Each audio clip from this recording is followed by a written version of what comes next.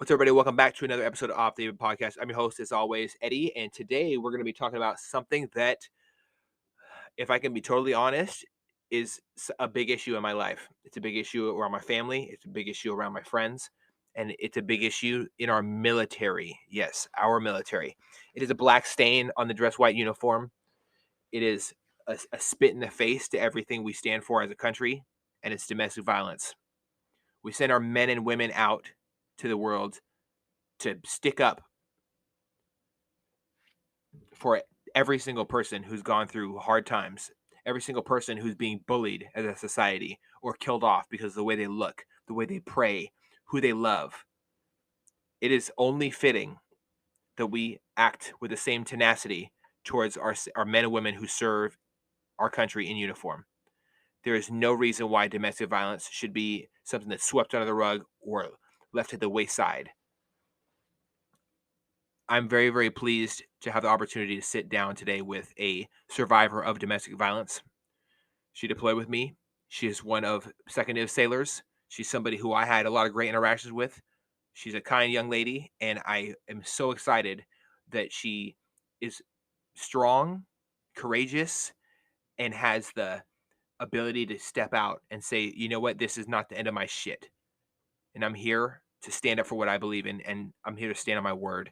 And it's amazing that she's able to do that. I'm not here to bash anybody who doesn't have the courage to step out, but she is openly coming out and saying this happened to me, and my story's not over yet. I'm still here. And I'm so pleased to be joined today by Kristin Laman. Thank you so much.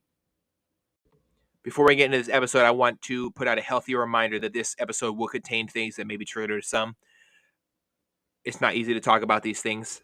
I hope that you help me celebrate her bravery and honesty, and give her the support that she deserves for coming out and talking about this subject. Here at Off the Deep End, we talk about subjects that may seem vulgar, violent, abrasive, painful, and difficult to listen to. But that is what we need more of in this country and in this world. No one should feel like they have to go through things alone, and that's what this is all about. So thank you for tapping in, and without further ado, here's today's episode. Are you thinking about making a podcast? Spotify has a platform that lets you make one, and if I can figure it out, you definitely can too. You can create your own content all in one place for free with zero hangups and even earn money as soon as you get started. Spotify lets you record and edit episodes from your phone or computer so you can go mobile, just like I enjoy to do. My favorite thing about it is that you can create video episodes if you wish and upload them to wherever podcasts are heard. You can even set up subscriptions, or if you're like me, listener support options for listeners to help you grow. I 10 out of 10 recommend the Spotify for Podcasters app. Or, why don't you just step over to www.spotify.com/podcasters to get started on your own podcast. All right, we are live. Thank you so much for making the trek up today, and I appreciate you having the courage.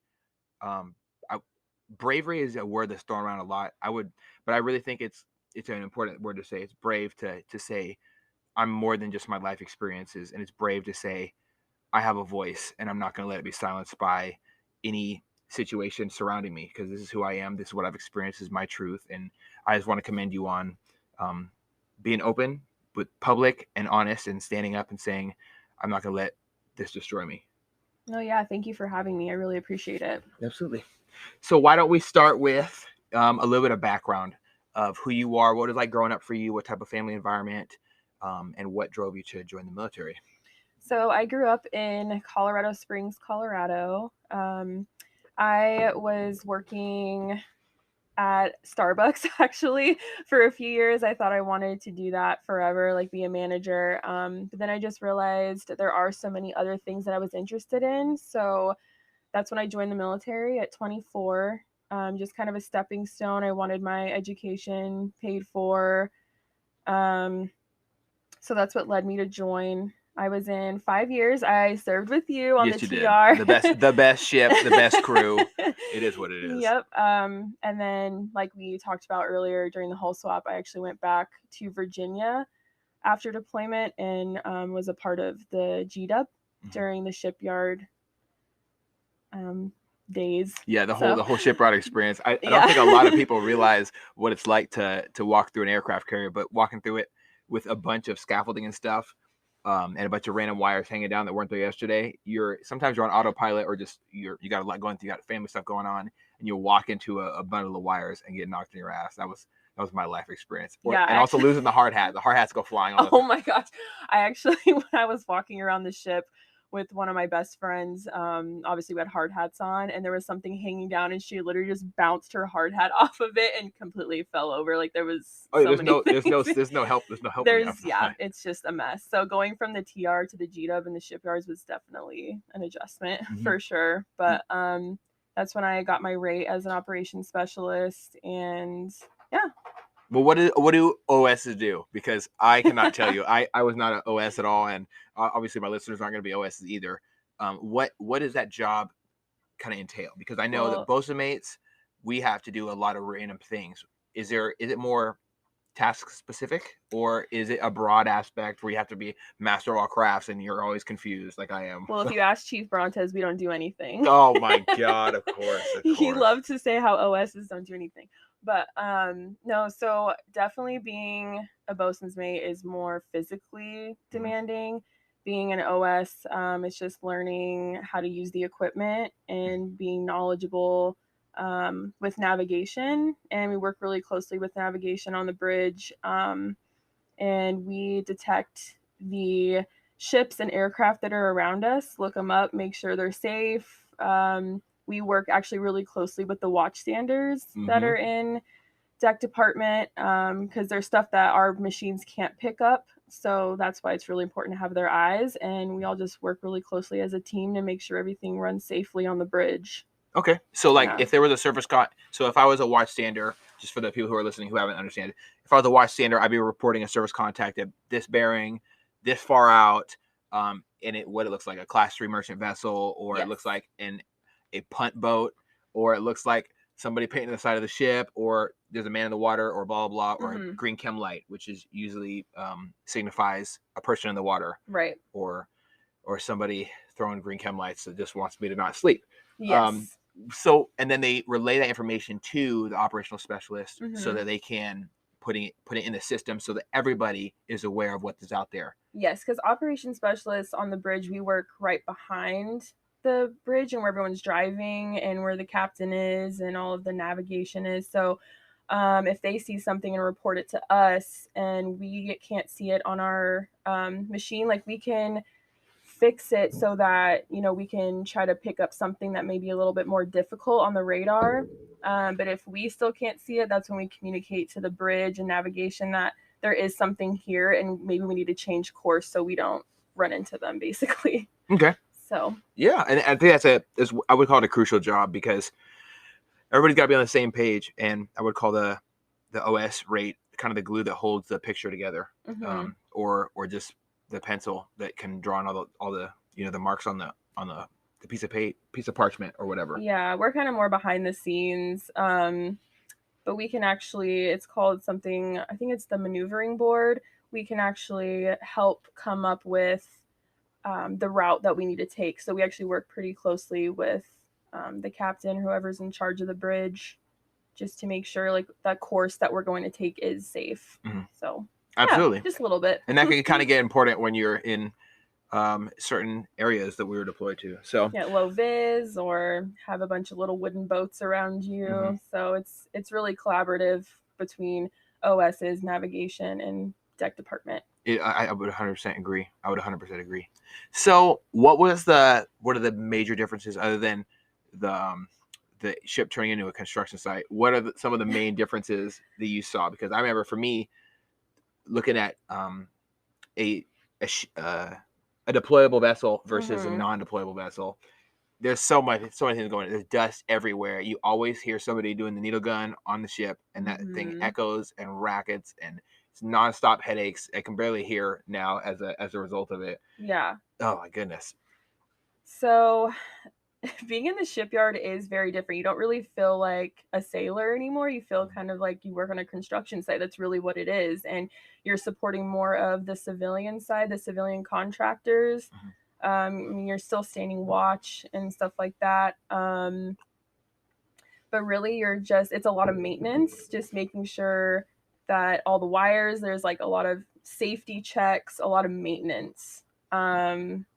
So taking away like the out to sea aspect of being a sailor was very different. I mean, I actually ended up liking being out at sea better, because you were in the shipyard on the TR. Yep, before we went out. Deployed. Right. Okay. And it was wild to me to be able to watch. I like where I came. I think I came in at the good time to see how everything needs to change. Going through different cart checklists and making sure that every single component of every single station on the ship was right before everybody showed up to even rig the gear up. I spent a lot of long nights, and retired Senior Chief Brontes can say this. Lieutenant Atkins can say this. Anderson can say this. I spent a lot of long hours trying to and days outside of work trying to understand what the components are with my bosun manual on my iPad, and it helped me tie into my quick advancement by just being able to understand what the components are and stuff like that, and being able to put a visual and the nomenclature, because I'm dyslexic as hell. So putting together the nomenclature with the actual fitting. Oh, it's painted the wrong way. How are we going to see it? We can't even see it in low light anyways. And then wrong chem lights. And then boat operations.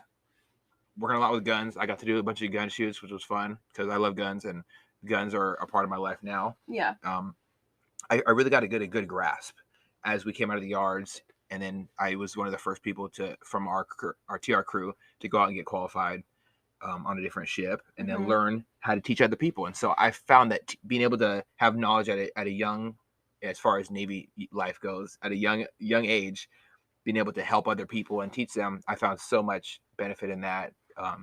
Learning how to learn it myself, the best way to, in my opinion, to learn something is to teach it. So it was super helpful. And then bringing it out of the yards, deploying, I met so many great people. Obviously, you're on my list of top 20 people that I've met because of your kind attitude, and you're not someone who is super egotistical at all. I don't like egotistical people who are wrapped up in, oh, it's my way, we gotta do this, blah blah. I really don't like it. And there's a lot of that in the military, and so I mean, I bet it was really rewarding though to be in the shipyard and then see it go out to sea afterwards, like see the whole picture come together.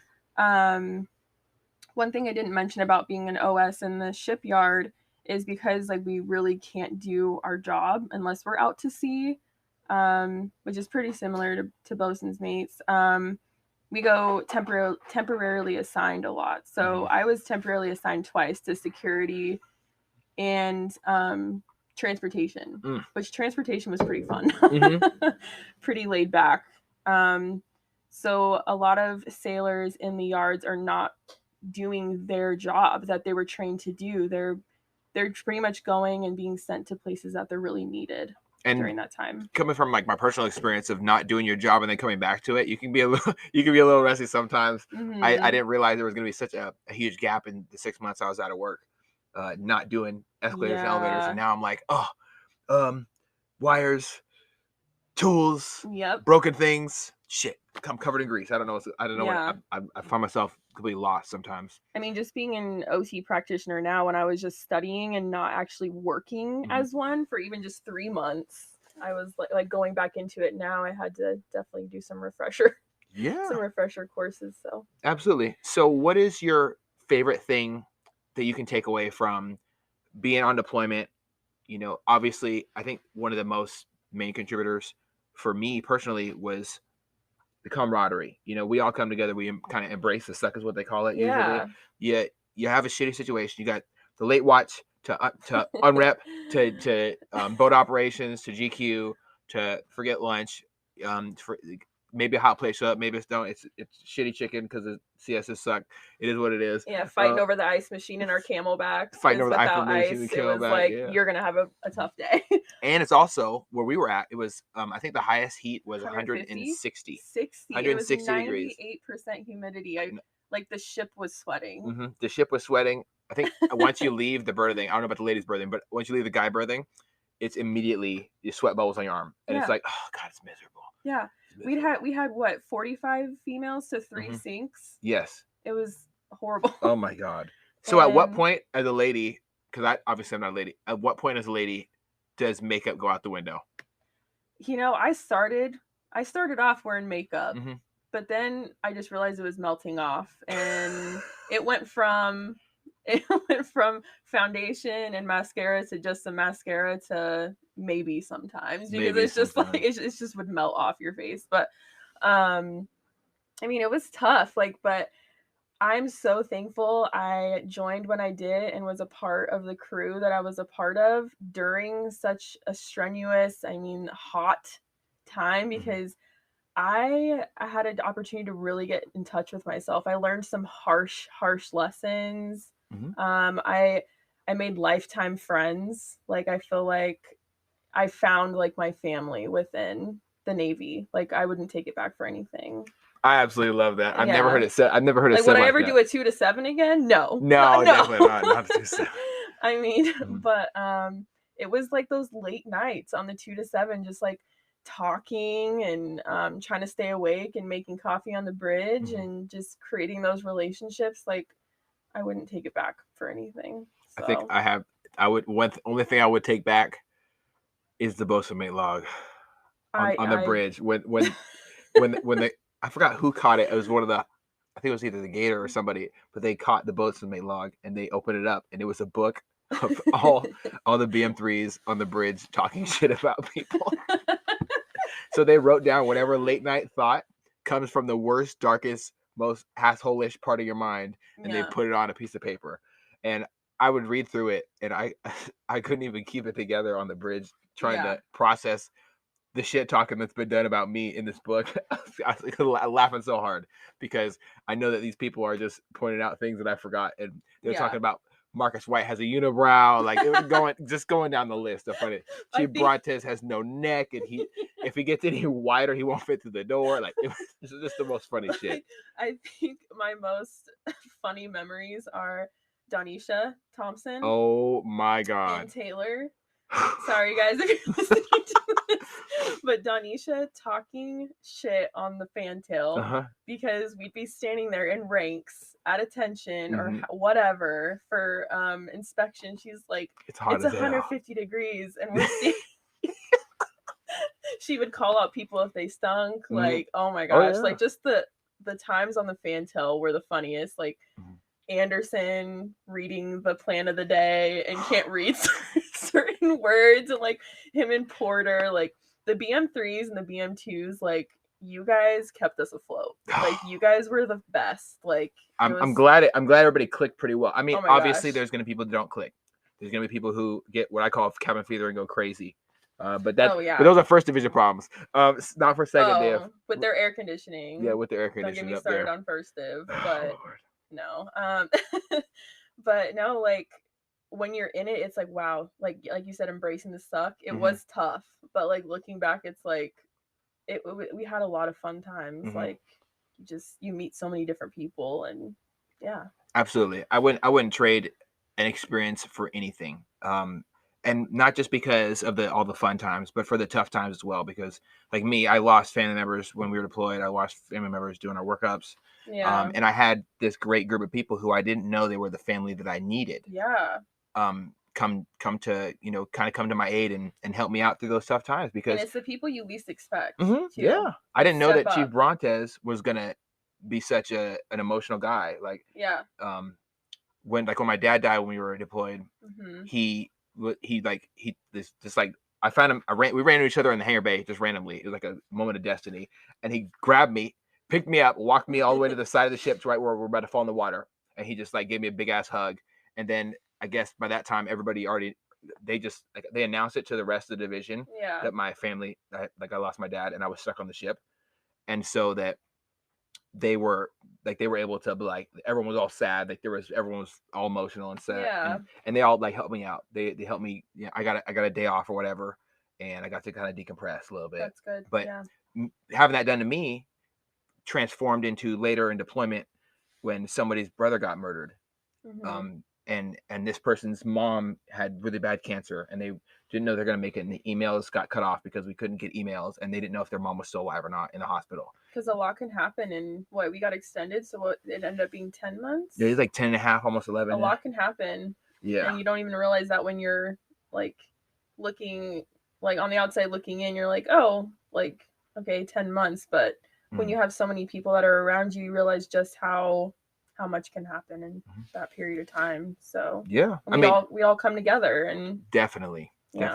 And it takes 1 second for somebody's last breath, or a millisecond for a bullet to leave a gun, or it takes 1 second for a car crash to happen. And I think it's so beautiful that we're able to establish these relationships in the military that it's almost impossible to establish in real life naturally, because we have all these luxuries where we don't need to have good friends because we have Facebook, or we don't need to worry about how the person next to us is doing because we're separated by households. We don't know. We don't see through the drywall what's going on in the next door neighbor's house. I mean, Belcher, like, I think we did each other's laundry, because like, remember how horrible the laundry system was in the laundry system was absolutely terrible. Oh my gosh. So you just helped each other out. It wasn't even like a second thought. You know what I mean? And like, that is something I noticed when I became a civilian again.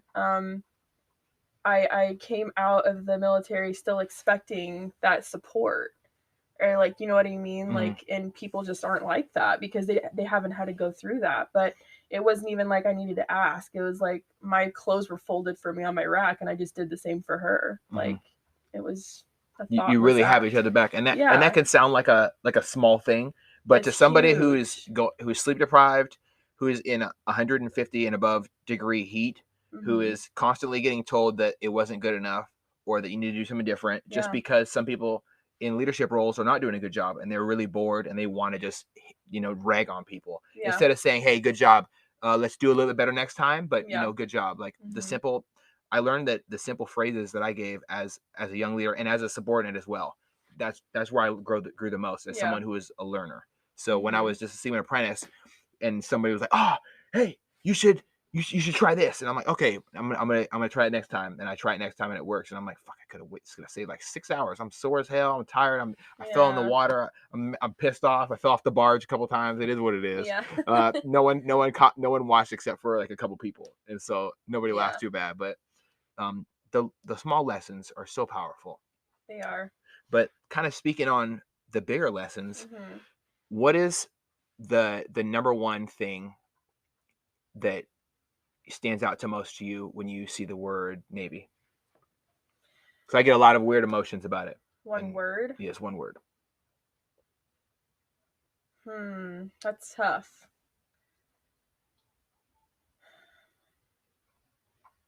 I feel like I can't even describe it in one word. Like, I but agree. I mean, like, what's the first word that comes to mind? Tough. It's tough. It was, but not tough in a bad way. It was tough in, I mean, there wasn't all sunshines and rainbows, let's be real. Like, there were like tough lessons, and tough work, and a lot of things that happened, but if it wouldn't have been that way, I don't think I would have learned the lessons that I was meant to. And I think you came into the Navy at a better time. You didn't join right out of high school. You took some time to experience life a little bit more than most people. So obviously you came in with a more. Some people say that maturity doesn't come with age. I think it does, 100%, because you're living life. I feel like those clock spins matter. Even though I joined later, I feel like I had to grow up in the Navy. Like, at 24, like, I wasn't ever put in positions in my early 20s to grow up. Like, but once I got in the Navy, I was like, and I mean, I saw like the 18-year-olds that just got in. It's like, wow, like, they're thriving, and like, you know what I mean? Like, I feel like it could go either way, honestly. But yeah, I did have, some maturity coming in, but I think it's also important, like, maybe if someone's listening that they're joining later on, just go in with the mindset that you want to learn, that you don't know more than someone else. Like, go into situations like, I want to learn as much as I can. Absolutely. Yeah. All right. So kind of switching into a different part of your life. You deploy with the TR. You had huge ups and downs, just like all of Mhm. us did. Yes. And we all came closer together as a, I don't know, like a weird, fucked up, confused, argumentative, pissed off, sweaty, tired, but helpful still Yes. family, right? Mhm. And now it's kind of transitioning into the G Dub. I mean, it's a whole nother another world there. You're being into you're like I found that being I was stuck on that ship for you were there when I was in my worst in my life in the Navy, I would say, because I got transferred to that ship as well when me and my wife were supposed to be house shopping in San Diego for like an apartment or a house or whatever after deployment. And they Yeah. say, oh, well, you're not on our list here on this one piece of paper, so you're going to a different ship. And it went against my orders. And my detailer told me that I was stuck on the wrong ship for like 97 days. Oh my gosh. And like I was separated from my lady. We just like one of our agreements. We said, okay, let's try this thing out for another maybe I'll extend for another 2 years or 4 years or however long the minimum is. Right. If and we'll try this next session and see if that works. If it doesn't work, we'll call it quits and I'll move on to something better because like my life doesn't have to be just one career. Like I can try Yeah. different things, find happen. Everybody tries new jobs. I know Yeah. people that get different jobs every other week. Like one works at Five Guys, one works at whatever, I right? think I switched my career 3 times hmm already. I think you have to find your forever career, and it doesn't have to feel like a career. It has to feel like it's natural to you. Yeah, and a lot of people are like, "Well, I'm this age." Well, you're still going to be a certain age at, in a few years, so you might as well be doing what you want to do. hmm I love that. I completely agree. What was one of the major differences you've seen like going to the GDA? Because for me, it was just I was just frustrated and more pissed off. I felt like everything was Mhm. gray and gloomy. There was Oh no yeah. we lost the camaraderie. Oh yeah. We lost the unit we had because we had at that point we had spent our deck crew like minus plus or minus a couple people who came on mid deployment. We lost or we had about I would say 98% of our people that were there Mhm. were all on the same ship for about a year. So Yeah. we had 365 days of hearing people's go through tough times or just have a Mhm. shitty day or sick and tired of this BM2 being a fucking douchebag or whatever, right? Yeah. So what was the major difference that you saw in the GW? Yeah, I mean, that's what it was for me. I mean, to be honest, the first thing I noticed was how crappy their lines were. But also how much skinnier. And then I realized that our bosun on the TR ordered the wrong size of line, Mm-hmm. like they were too big. But anyways. But no, that was the first thing we all noticed. We're like, why is it like unraveling? Um, Like no, the line was like the falling line apart. was like falling apart. Jesus Christ. Um, but Oh no. no, it was a different feeling. It was like we kind of clung onto the people that came with us from the TR from deployment. There was kind of a divide. Nobody kind of knew their role yet. It was a lot of trial and error. Um, I was thankful to have Chief Brontes. I mean, he could be on my butt 24/7 and he definitely was for Mm-hmm. good reasons. But I was just glad he was there and he kind of took charge naturally Oh yeah. and Well, he had to and he went into the same mode. I know that you weren't there for the first time. I remember the first day he walked on the ship, and it was like one day of or like 10 seconds of observation. I can't even say one day. 10 seconds of observation, yeah. and immediately just we're not fucking doing this Yeah. anymore. This is the way it's gonna be. Everyone's gonna be called baby boy or baby girl from now on. Yeah. I don't care what anybody says. It was it's a crazy experience. He's a Yeah. great leader. I think it's important to have great leaders in shitty times or in Oh shitty yeah. environments, or everyone's gonna fucking collapse. Yeah, like could he be a pain in the butt? Yeah, Oh but yeah. we needed his initiative and leadership style Mhm. because it was 3 different commands coming together and everyone had wanted to do it their way. But he made sure it was done the Brontes way, and I was thankful for that because I was used to that way. Mhm. Um, but yeah, it was very different. Like I said, it was just a lot of trial and error and coming together and bringing all of our different experiences from different commands into one and just trying to do the best that we could because we were out to sea for another year Mm. when we were expected to go straight into the yards. We Yeah. went dead in the water a lot. Yeah. That Oh was the yeah. first experience for me. They told me like, hey, we're gonna have a lot of boat ops in the future, and that they tried to keep me there. Once I found out that who was Oh, fucking me, so okay. Lieutenant Atkins, Lieutenant Commander Okay. Atkins, I think he got upgraded. I don't know why. Fuck. It's bullshit. I He can't tried to remember. keep me on that ship. He called my detailer and was like telling him he pulled it like I used to be in the Navy with you to the commander of my detailing unit Yeah. over there in Billings. I think it's Billings. Yeah, I called Billings like a fuck ton. But he was trying to keep me on that ship, and he'd call my detailer and literally ruin my life Oh my to god. keep me on that ship Because you were because trying to go. I was trying to go back to the TR where I was supposed to Yeah. be. I was literally supposed to be there. Like Oh my my family was on gosh. the West Coast. It's I could fly home every little bit. Like I think that a lot of us have this feeling of home, right? Yeah. My feeling of home personally was my wife, Yeah, of and course. I was stripped of that by that, and like God, it's just irritating to me because like I didn't have a great home environment before I left. I left for the Navy with nothing. Yeah. Like with my orders, I had a knife in case I needed to kill somebody, and like my cell phone and the list of addresses from my sister and my wife, like who was my girlfriend at the time. I had Yeah. this hope. I had hope for the future, and I don't like people like stepping on that shit. Like, God, it killed me And that's when because the Navy puts themselves before, because what is it's ship self, or what is, I forgot the ship self lineup. family or some shit like that, right? Something. But it was this poor leader, right, who put his own personal, oh, what slot can I fill? He put his personal decision before the fact that anybody else can step the fuck up.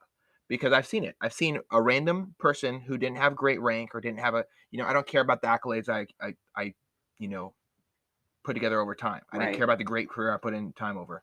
Those 97 days on the wrong ship made me hate everything that I get put into it. I didn't want to put it in anymore. Yeah. I almost got in a fist fight with the XO of the GW because he told me I need to chill the fuck out, and I was like, chill the fuck out. I'm on the wrong fucking ship, and then I had to freak out. And the CMC had to pull me aside and like try to Oh, restrain I don't me. remember any of this. Well, because it Did we happened. cross It happened. paths? No, it happened. You were separate from me, but it was that happened right next to the petty officer the watch stand, directly Okay. underneath First Lieutenant's office. Oh my god. And then First Lieutenant came down and he was like, "What's going on?" And like, "You fucking got me in the wrong fucking ship." And then it was a big deal, a big blow Yeah. up. I got pulled Well, what do you aside. They expect? told me they You're were gonna send me to mass, and then I was like, "I will fucking beat the shit out of you before you send, and then you can send me to mass for some good reasons. You Yeah. should go to fucking mass." And then it was a big deal. That'll give you an opportunity to tell the captain you're on the wrong ship. Oh yeah, well I'd be like, send me to actually, mast. they thanks to the XO, he told me he was really sorry that it happened. He gave that motherfucker talking to, and then he got at the same time I got a hold of Bill Smaltz, Master Chief of the TR, who got sent to Oh. the Pentagon, and I reached out to him and I was like, hey, I don't know who else to talk to. They keep me on the wrong ship. Like, please help me out. The next fucking day, somebody got a phone call, and No way.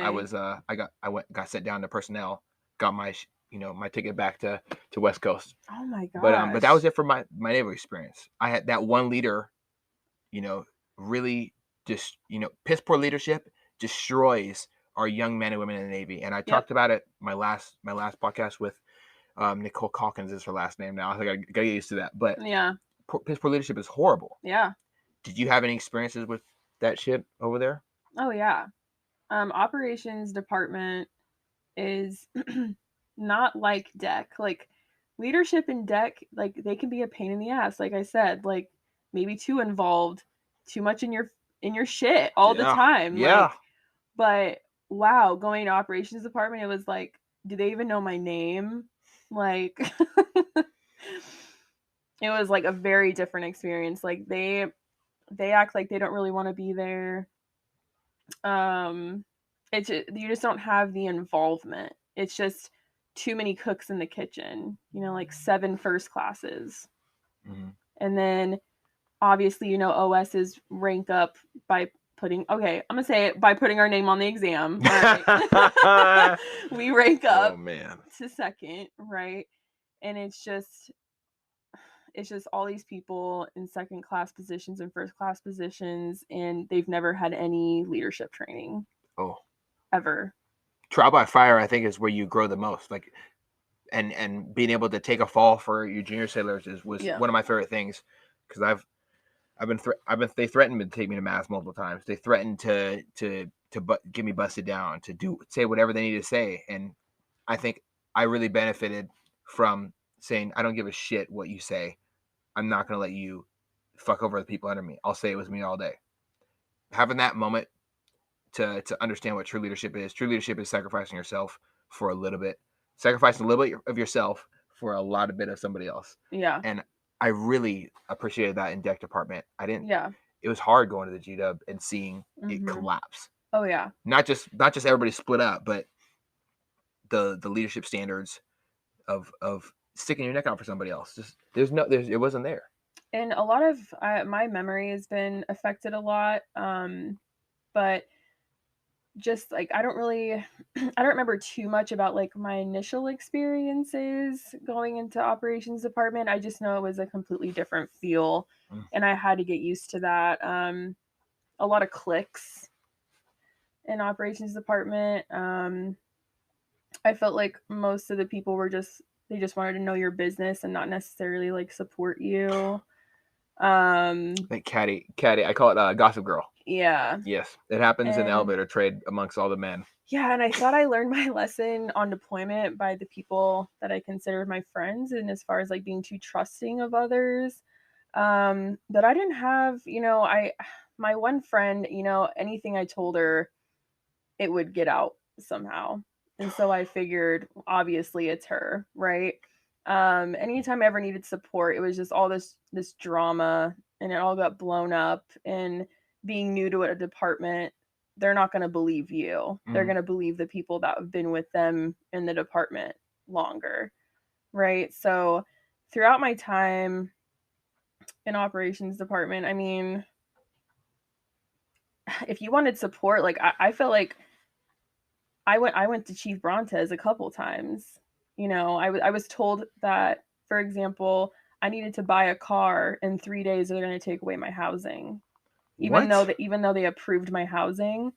And I was walking because I have like severe anxiety. And I was walking through the G-Dub, and Chief Brontes just happened to be charging through the P-ways at the same time, Oh and he yeah. was like, why is your face red? What's wrong with you? And he was so mad. Like he would hate when sailors would strike OS because he was like, it would drive him nuts what the leadership would do and the lack of support that we had. But thankfully, I still had him like there on the G Dub. But yeah, it wasn't the greatest Yeah. I just want to experience. remind you that you have him for life. Oh yeah. This is something that I talked about with him. He was flying to Seattle and through Seattle, and he had like a layover, like a 1 day layover before he went to Florida to a shipping with Wyatt down there, and he sent me a message to say, hey, I'm gonna be flying into Seattle. Are you still in the area? And my first instinct was, oh my God. Like I like called my wife. I said, honey, I'm leaving work early. We're gonna meet up with you brought his. She's like, are you serious? The real one? He's The he's he's real one, here? yeah. Like, and I said, so we met up with him. And, of course I paid for everything. I got to sit down with and talk with him and have this full circle moment once I left the military. I felt really uncomfortable about leaving the military, and he kind of gave me some solace about it's not the same Navy is what he said. It's not the same Navy, and not everything's meant to last forever are the two things he told me. Yeah. And that has been a real help to me because I'm glad when he you're was so supportive because he was yeah. always, Navy this, Navy that. But that I really respect that. Yeah. Yeah. Oh yeah, 100%. I wish I was able to go back to that time in my life and record the whole thing and show it to my grandchildren, because like it was a beautiful thing to be told, it's okay to not do everything forever. Yeah. Everything changes always. Mhm. The Navy's not the same. If I'm pretty sure if it was the same, he would have stayed in the Navy for 100 more years. Yeah. Like by then they'll be able to put a new heart in you and all that shit. But Yeah.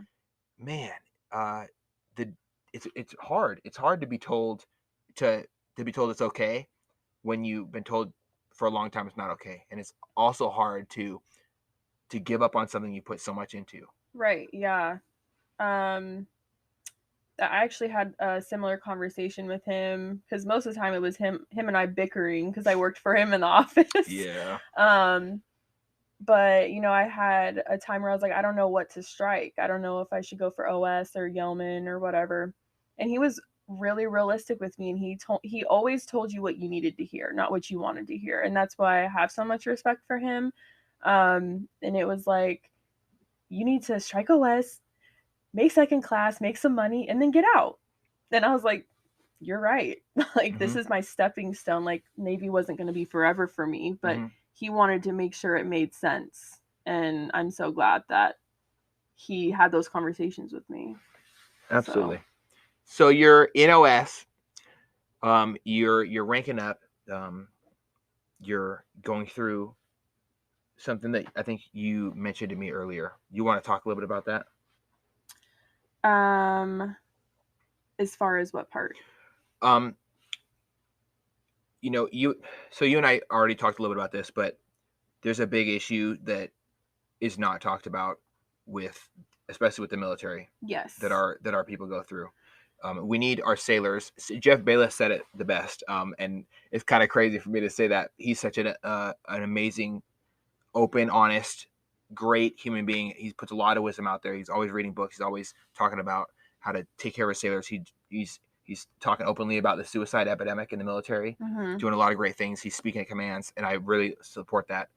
Something that he's told me on when I was a guest on his podcast is that we need our sailors to be our best, and whether Mm-hmm. no matter what the situation is, if somebody's harming them, it needs to be spoken about. It needs to be brought up. It needs to be Yes. confronted, and we need to stop sweeping shit under the rug Yeah. because it takes away the voice of so many. Yes. Do you want to talk a little bit about your experience with that? Yeah. So, um, I am really here to talk about domestic violence. It's something that I experienced and that I know others have experienced as well. Um, as far as my experience with it in the military, it is a problem. It's, there is a lot of suicide training and suicide awareness because that is a very big problem in the military. And actually, looking at the statistics, the Navy has the highest numbers of suicide, and violence in general. And that's just what people are reporting.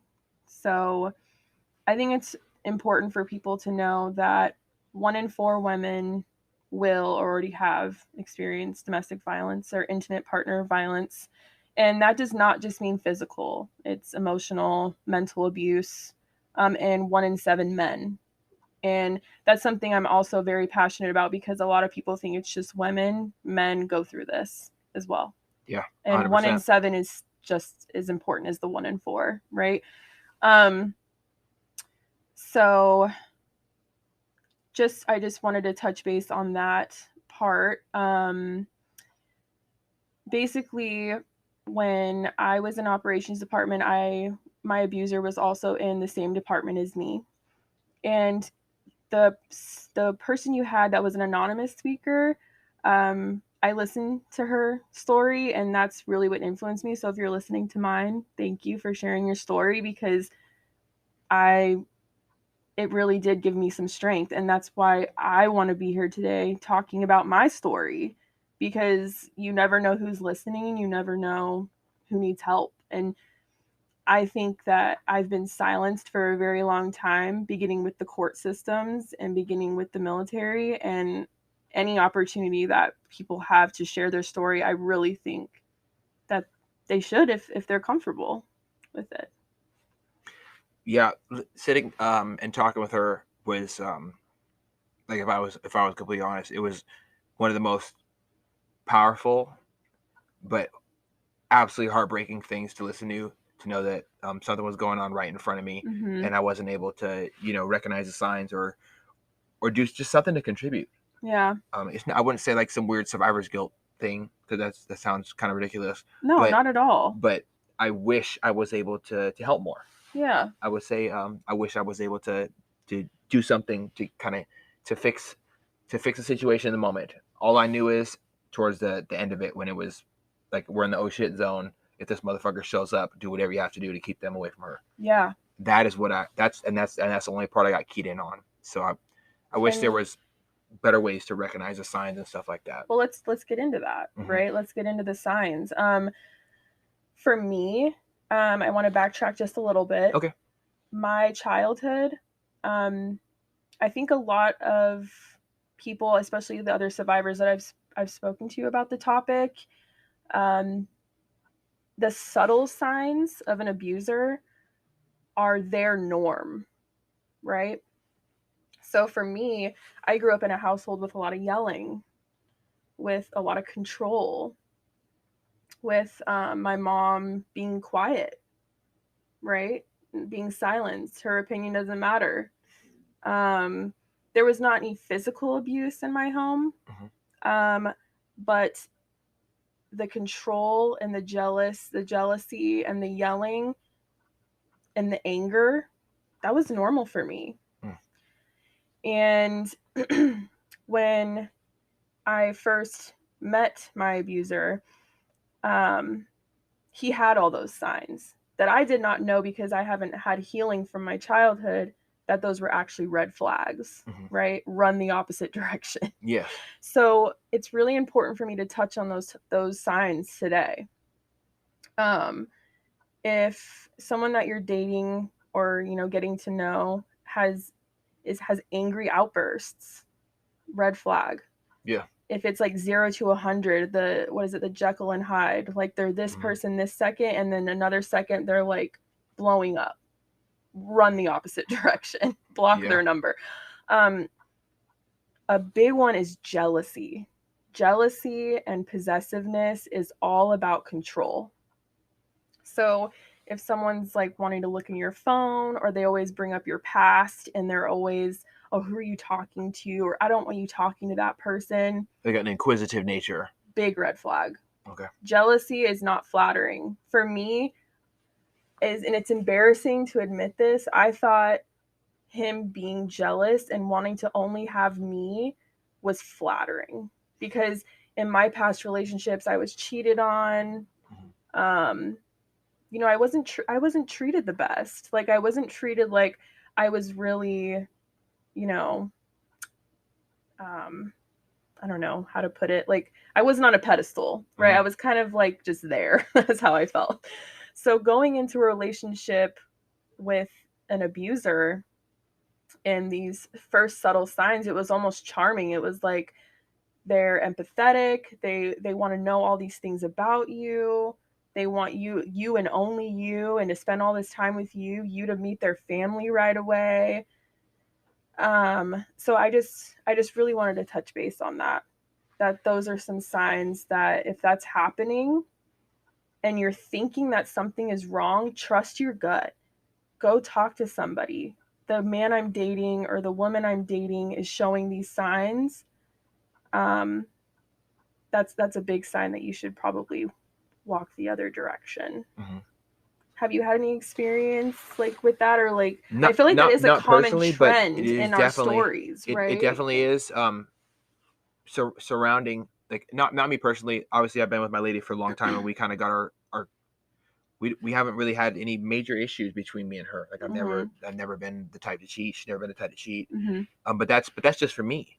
Around me, it was horrible to look at people and know that they've gone through these situations. I've like thinking back to I was 16 years old in a house, and there was a horrible, abusive, controlling, narcissistic, egotistical guy, and it's not always the guys, but this time it was. So I'm going to speak on that. And he was a career criminal, very violent, and he was okay with being that controlling, narcissistic, egotistical douchebag. Yeah. Because people were, I don't want to say submissive in a way to like push them down and not talk nicely about them. Would you say empathetic? They were empathetic. They tried to understand. They understand that that's what he needs to feel great. But I was 16 years old, and I was watching him punch his way through a door to try to beat the shit out of his wife in front of his kids. Wow. So yes, I'm going to either fight or flight, because that's what we do when scary stuff happens. Yeah. Me, I was not much of a fighter. So like, I'm here. I am 16 years old, probably maybe 100 pounds, trying to push a 250-pound man away from a door. Ultimately, I got him down the stairs. His face hit a bunch of stuff on the way down, but he was still horribly violent, and he was in a fit of rage. And there was no cheating going on or anything, but he thought there was. And when you're willing to break things to show how frustrated you are, you don't really have a handle on your feelings. Yeah. If slamming doors, stomping around, yelling, just not being able to take a second and say, okay, let's take a breath, take a breather, like something that me and my wife are able to do now, because we're patient with each other, is Yeah. when we're frustrated or when I'm frustrated or irritated, I have really bad frustration issues when I get frustrated because I wasn't able to process my emotions properly as a child, I would say, Yeah. in hindsight. So now when I'm frustrated, I say, I stop everything and I say, all right, I understand we're both passionate about this. I don't want to lose my temper. So let's take a 10-second breather and let's revisit this. We both care about each other. We both love each other. Yeah. Let's talk about this and figure it out. Yeah. Just give me 10 seconds so I can kind of, decompress. Mm-hmm. And I do my deep breathing exercise or whatever. I count to 100 sometimes because 10 ain't working up in this bitch. And but I get to a point where I can talk to my partner and try to find a positive solution. My family has been very, very violent, controlling, abusive, narcissistic douchebags, and so me breaking that cycle has been really important to me. But like that moment, seeing that for me at 16 was a huge eye opener. People I care about around me, even in high school, getting the shit beat out of them by abusers is not good. And now I started to learn over life, watching shows like SVU or just talking to people or being empathetic in a different way and caring. I learned so many people experience this, and it breaks my heart because it's not right. And more than that, no one's talking about it. No one's talking. When was the last time there was domestic violence training for the Navy? It doesn't happen. Exactly. I have to, like me, when I was at BM2, it was important to me to check people. We had a young lady, a mutual friend of ours, and I'm not going to say it right now on the recording because that's time for her to share, but I'll talk to you personally about it after this. It was time, there was a time where me and Anderson found bruises all over our arm, and we had to go and hunt down this guy and kind of put him on and let him know what the fuck is what. And then he showed up around her again when she was on watch, and it was just me and him. And so we had a chat over the side of the ship, and he had to make a decision whether to come around her again or probably splash out. And I don't give a shit if he ratted on me or not. Yeah. But like I try to be fierce, a fierce friend to those who need one. Yeah. And violence is something I see as something that sometimes needs to be employed. I'm not going to recommend that for anybody else listening, obviously, but that's just my personal thing on back when I was in my 20s. Now, it's really hard for me to keep my shit together when I hear about people being hurt because, I can't bear a child, but I know that you can or somebody else can, right?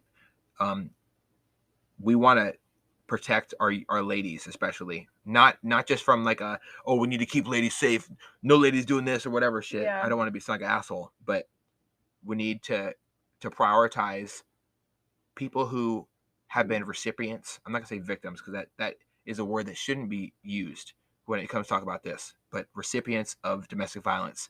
And I want to be able to contribute and help them know that they're not just survivors because they have survived it. They're not dead. Right. You still have breath in your lungs. You still have dreams you want to accomplish. There's still hope out there. There's people who do care. You don't even need to know their names. And with the DV prevention work and support for survivors that I've done so far, I've been able to witness beautiful acts of support, love, breaking free of these things that weigh you down, and really taking back the power in your life. And I find that there's so much value in that. So kind of getting to the nitty, the gritty, and in this case, obviously the shitty part. What did you experience? And before you go into this, I just want to put out a healthy reminder for those listening that it takes a very special individual to go through anything and persevere afterwards.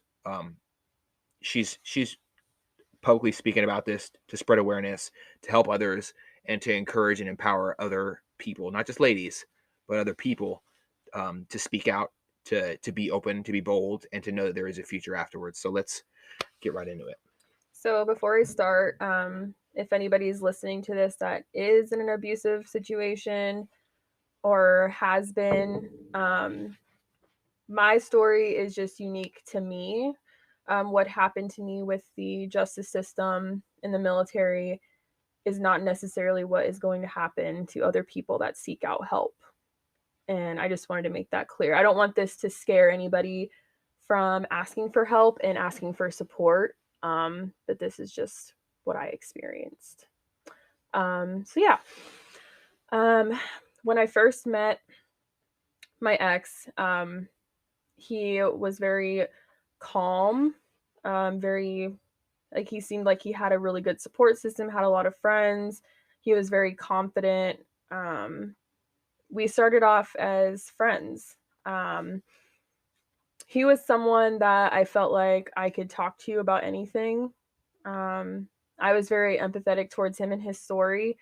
And that is one thing that I want to point out. People that are abusive and narcissistic, they will always find a way to become the victim.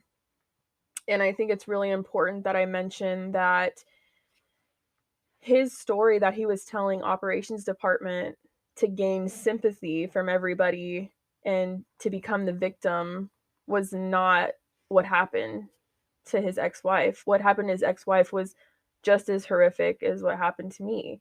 The story he told me, along with everybody else, was his ex-wife left him and took his kids when he was out to sea, left him with nothing, no electricity, and this just the details and the amount of sadness in his story.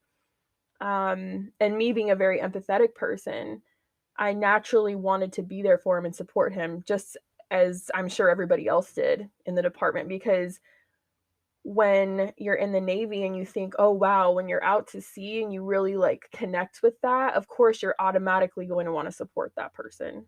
Right. Mhm.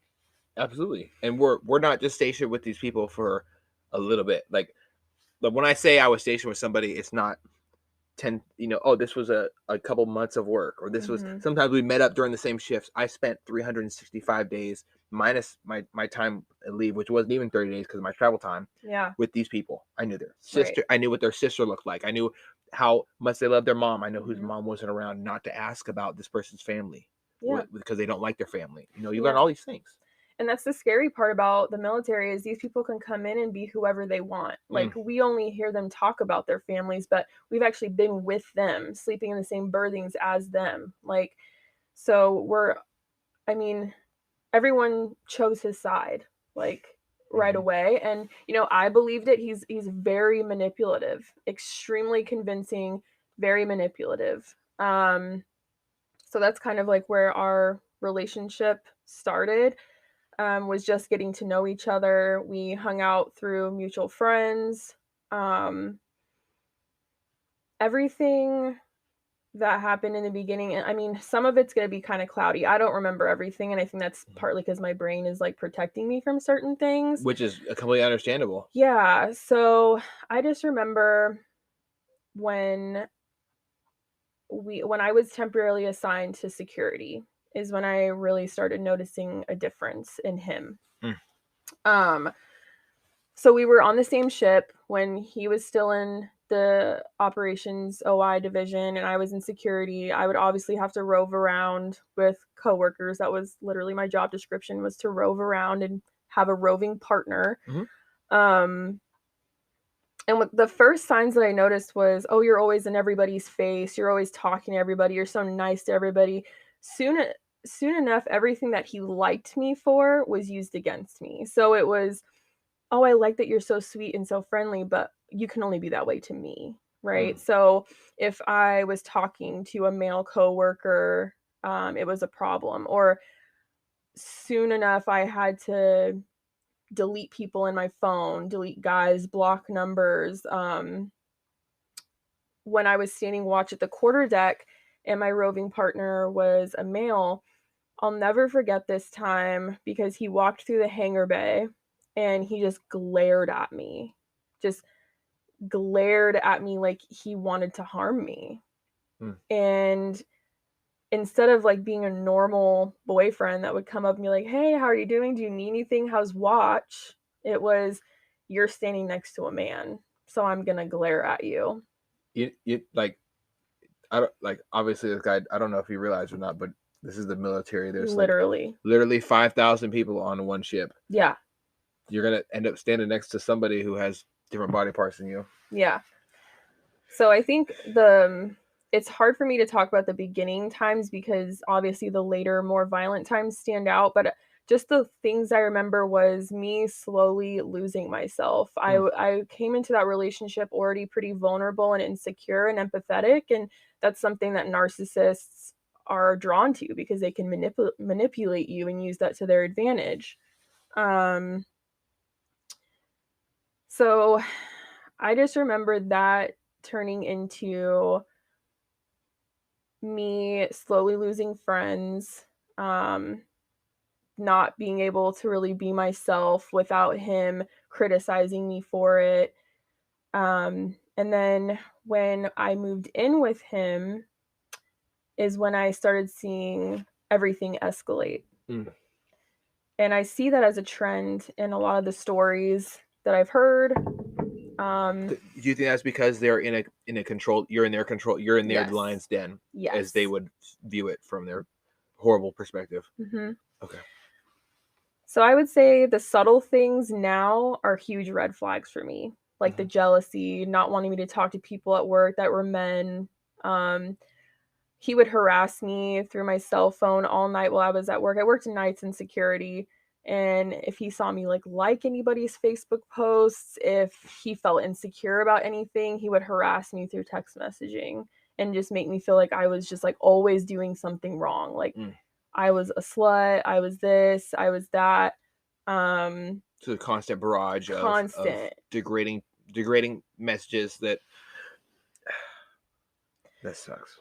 So and and it's interesting because I'm a smart girl. Mhm. And I and you don't have this doesn't happen to if this happens to you, it doesn't mean you're dumb or anything like that. It's like this can happen to very educated people. It's just you were manipulated and convinced that someone was someone that they're not. Mhm. And I spoke to my first class in security. I'm like, is it normal that when a guy is just super jealous and like just questions you all the time? And I'll never forget, he told me all of the men that I know that are super jealous put their hands on their wives. And he was like, so if this is happening to you, and it hadn't been happening yet, and I was like, no way. Like he's just insecure. He's Mm. just insecure. I was empathetic towards him, thinking that his ex-wife caused all these Mm. insecurities, but in reality, he was putting her through the same thing that I was. It was just he wanted this victim role and he wanted people to feel bad for him, and that's how he got people into his life. I Does think that make sense? yes, it absolutely makes Okay. sense because I think that one of the most um like one of my favorite songs ever written is by Mary J. Blige, and she says you got to love yourself before you can love somebody else, and I Mhm. think that's a very important thing. Like obviously, I didn't love myself enough to understand that when I was first getting a relationship with my wife, but thank God it panned out right, thank God.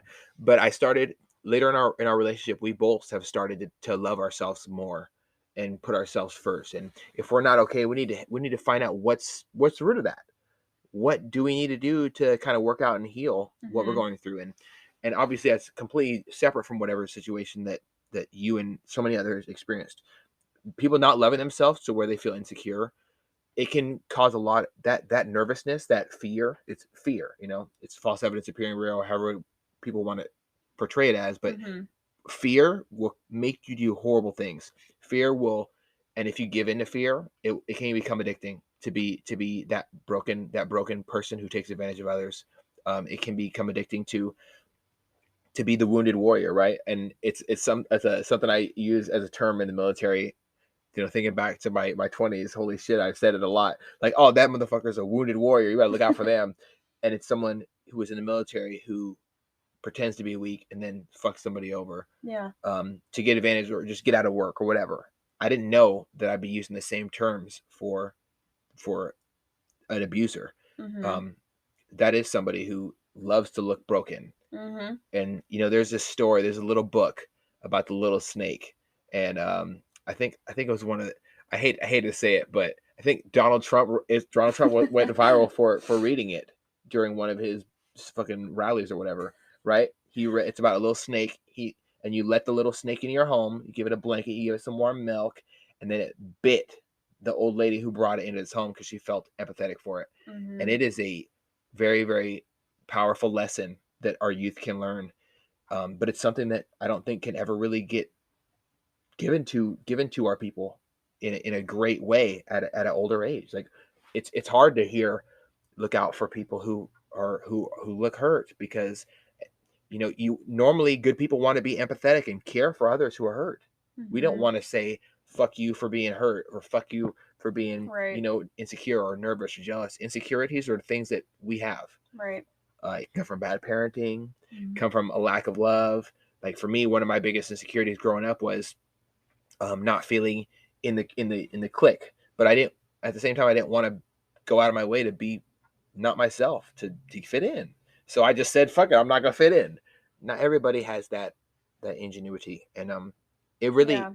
it really sucks when we can identify those traits.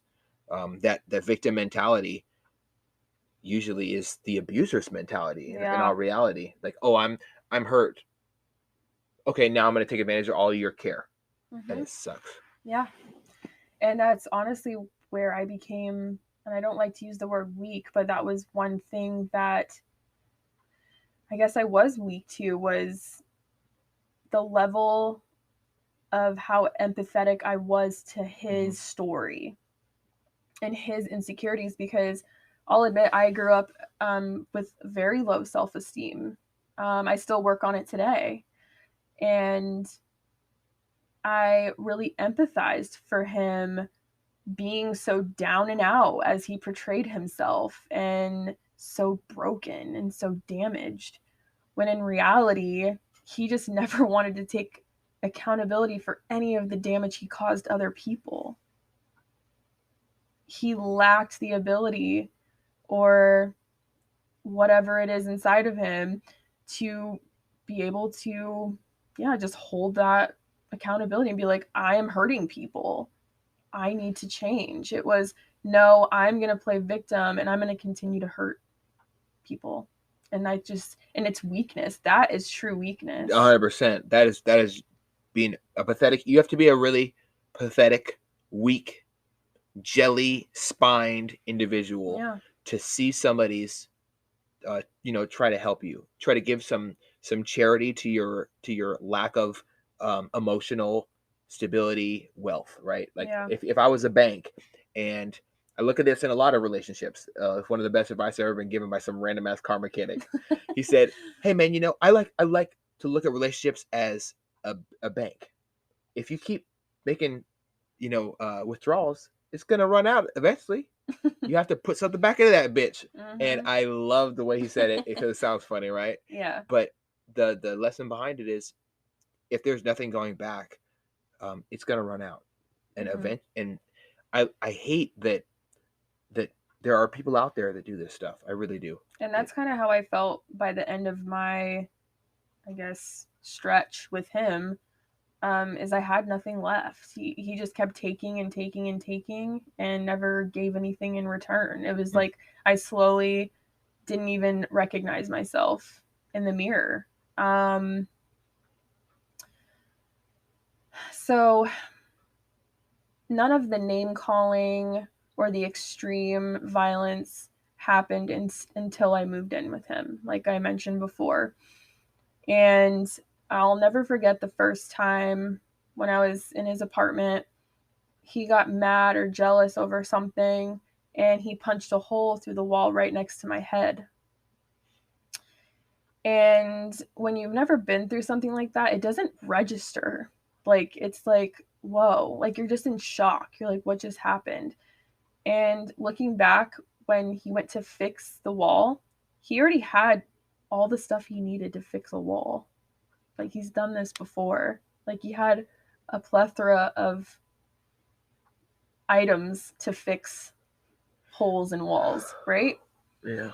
But at the time, I'm like, there's this new relationship. I'm so happy. He's great. He like only wants me. Like, Butterfly effect. and it's the butterflies. And honestly, like, butterflies are not necessarily a good thing. Safety and security and confidence with someone is everything. So when people are like, "Oh, I just have butterflies," you might want to check those. Like, make sure, it's a good thing. Like, trust your gut. Especially in today's day and age, because Yeah. any interaction can give you butterflies. Because we're also separated. We live in a world of social media. We live in a world of text messages. We live in a world of, I got this great, like, one of the most cringeworthy, scary things that I ever came to realize is that I heard somebody say, I got this great text from this person today. Blah blah, like that statement for people Today, who like, grew up, in the 90s mm-hmm. is a kind of a weird thing, because it's not in real life. Yeah. It's like getting a nice email or something like that, like or a nice letter or whatever. So not having the real authentic interaction with two human beings, we're all so disassociated from each other. Yeah. And it can be really, really intimidating to go outside of our comfort zone and seek those real interactions. But a nice text from somebody should not be, balloons, fireworks. Or like, that's way good. It's good not way to above say standards. Like, that is like, that's like, it's normal. You shouldn't receive bad text from people. Yeah. That's like that's expectations. Like, people should want to talk to you if you're involved with them. Yes, absolutely. And he's not this person in my story anymore, but I just, it didn't start off like red flags, red flags, red flags. Mm-hmm.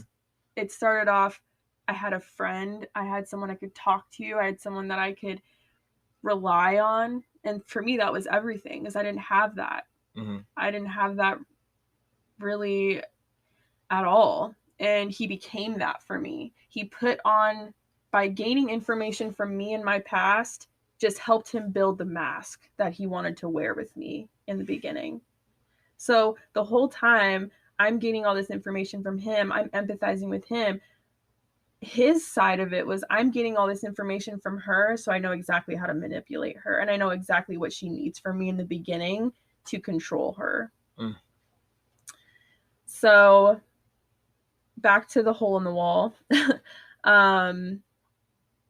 My friend was very worried, because I reached out to my friend. I was like, why would he do this? Like, he was just so mad. And then every time he would have an outburst or something, it was like, then he would have these crocodile tears and become like the victim again. Like, oh, I'm just so angry, and I just care about you so much. And it was very odd. It was like every time I would try to come into reality that this was a dangerous situation, he would be so good at turning it into, well, I'm doing it because of this. I do it because I care. I'm doing it because I love you. I do it because my ex did this, or XYZ. Is that, yeah. You're completely avoiding the responsibility of your actions. Yeah. You don't do things that inherently are going to produce fear around you. Yeah. And say it's out of compassion. Mm-hmm. And that's I wish it's kind of messed up. In Game of Thrones, Cersei says the things men do to show you that they care after they lost their child, her and Robert Baratheon, and he beat his hands bloody on the walls. What she said, things men do, they show you they love you. That's obviously a different scenario, mm-hmm. but that kind of stands out to me. That a lot of people do things and they claim it's to show their compassion for you, when they're really frustrated with the situation, or with themselves, mm-hmm. or looking inward and seeing what they don't like, so they strike outward. Mm-hmm. And it's not just childish, it's a foul act that a lot of people do when they're egotistical, narcissistic, self-focused, selfish, not self-focused. Mm-hmm. Being self-focused is a great thing. Being selfish is a fucked up thing. And mm-hmm. him putting you in a position where you're against the wall and he's throwing a fist through a wall, mm-hmm. there's nothing involving care about that. Right. It's the lack of care. Yeah. Mm-hmm. He wants you to care more about his situation, mm-hmm. and induce more fear, and it's horrible that he did that. Yeah, little did I know that was just the start, and I see things now that I continue to educate myself. A lot of victims have that same, well, it wasn't me, it was an object, right? Mm-hmm. But 9 out of 10 times, it's eventually going to be you. So if they're showing those, like I said, angry outbursts, throwing things, hitting walls, whatever it is, take that as your ticket to get the fuck out of there. Like, that is, you need to run as far away as you can. Absolutely. So once once I was, pretty deep into the relationship, we had gotten another apartment together, both of our names on the lease and everything. That's when we actually got a dog together. Um, I will say the more items that we had together, the more violent and more scary he would become. So there was a lot of times where if I was using my phone, like one time he threw my phone at my face because I was on Facebook and I think I liked one of my guy friends' pictures. He threw it so hard at my face that if I didn't put my hands in front of my face, it would have like broke my nose or something. Like just and it started that way, like just throwing objects, like and then escalated into pushing me into tables. The only time he would show remorse is when he thought I needed to go to the emergency room. Like other than that, there was no remorse. Like and it was all over it was always like a jealousy situation. Like he went through my phone and saw that I used to talk to someone years ago. It was like just really bizarre. I couldn't understand why he was so controlling and jealous and cared about those things. Um, but it went from him pushing me to tables. I couldn't even sleep on my right side for months. And I just remember the military and me being so afraid and not knowing who to call and who to reach out to. Um, I just ended up staying quiet. I felt like I didn't want to ruin his career. And I actually looked it up and it's called Stockholm syndrome. Have you heard of it? Yes. It's like when you start and it's more common in sexual assault victims. It is. You start feeling bad for your partner and you become their protector, right? So throughout that whole time I was protecting him and his career, but the whole time he was just slowly taking me and my identity like away, like each and every day. Um Anything from being headbutted in the face, like he almost broke my nose. Um, Whenever I would just try to hide in my bedroom or hide in the bathroom, there was a point in time where he would remove all of the handles from the doors, so I didn't even have anywhere to like hide from him. I had nowhere to go that was safe. If if I threatened to leave him, he would threaten to kill my dog, or he said, if you leave me, I will find you. Like those subtle threats, like he instilled fear in me. And yeah, And obviously you're a dog person just as much as I oh, am. that's So my baby. so Jax is my baby. Like hmm um So when you look at your animal, it's almost I think a lot of people say it's kind of weird to have animals and see them as less than more as not like children, but there's a lot of dog moms out there, and I would call myself at this point a dog dad. Like if someone told me they were going to harm my dog, I'd want to do just anything possible to stop that animal from being harmed. yeah. And I would roll the dice. I wouldn't even care about myself at that point. And Jax is so near and dear to my heart, even if this, even more so because this did happen to me, because he was so scared all the time, but he never left my side. Like to this day, he still sleeps at the edge of my bed looking at the door. Like he used to lay there because he would be like anticipating like my ex barging through the door, and like he would just lay on me because he didn't know how to protect. He was still a puppy and he grew up in that environment, so like he didn't know what his place was as far as protecting me, like attacking him, but he just knew that he needed to lay with me. So if something happened, like he would always just be right there with me. So um yeah, so I mean, it was just so many different things about just like I slowly started losing my friends. I was so desperate for him to stop accusing me of cheating that I deleted like every straight man on my Facebook. I blocked people. I slowly started losing all my friends, and I was like, I just stayed home all day. Like, I became severely depressed. I was so exhausted from the relationship and just trying to survive every day that I had no energy. I would just lay there, and I didn't want to leave because I knew if I left or went to the gym, then I was probably checking somebody out, or I was probably doing this. And it just became easier to be at home and not be around anybody. You know, and that's tough to hear. One of the most enlightening things that I've heard from the Harry Potter series. There's a lot of good lessons in there, but I think you have to mature at different levels and have a different life experience to kind of feel the full gravity of them. Um, one of the most one of the things that really brought me down to the earth was hearing that I think it was in the Harry Potter book number 5. Luna Lovegood said, if I were Lord Voldemort, I'd want you to feel all alone, and so like that. When a kid's book is describing the action, the worst, horrible, most violent, painfully abusive individual to the whole world, not just to one person, it really puts it in perspective when I can draw lines of similarity with that.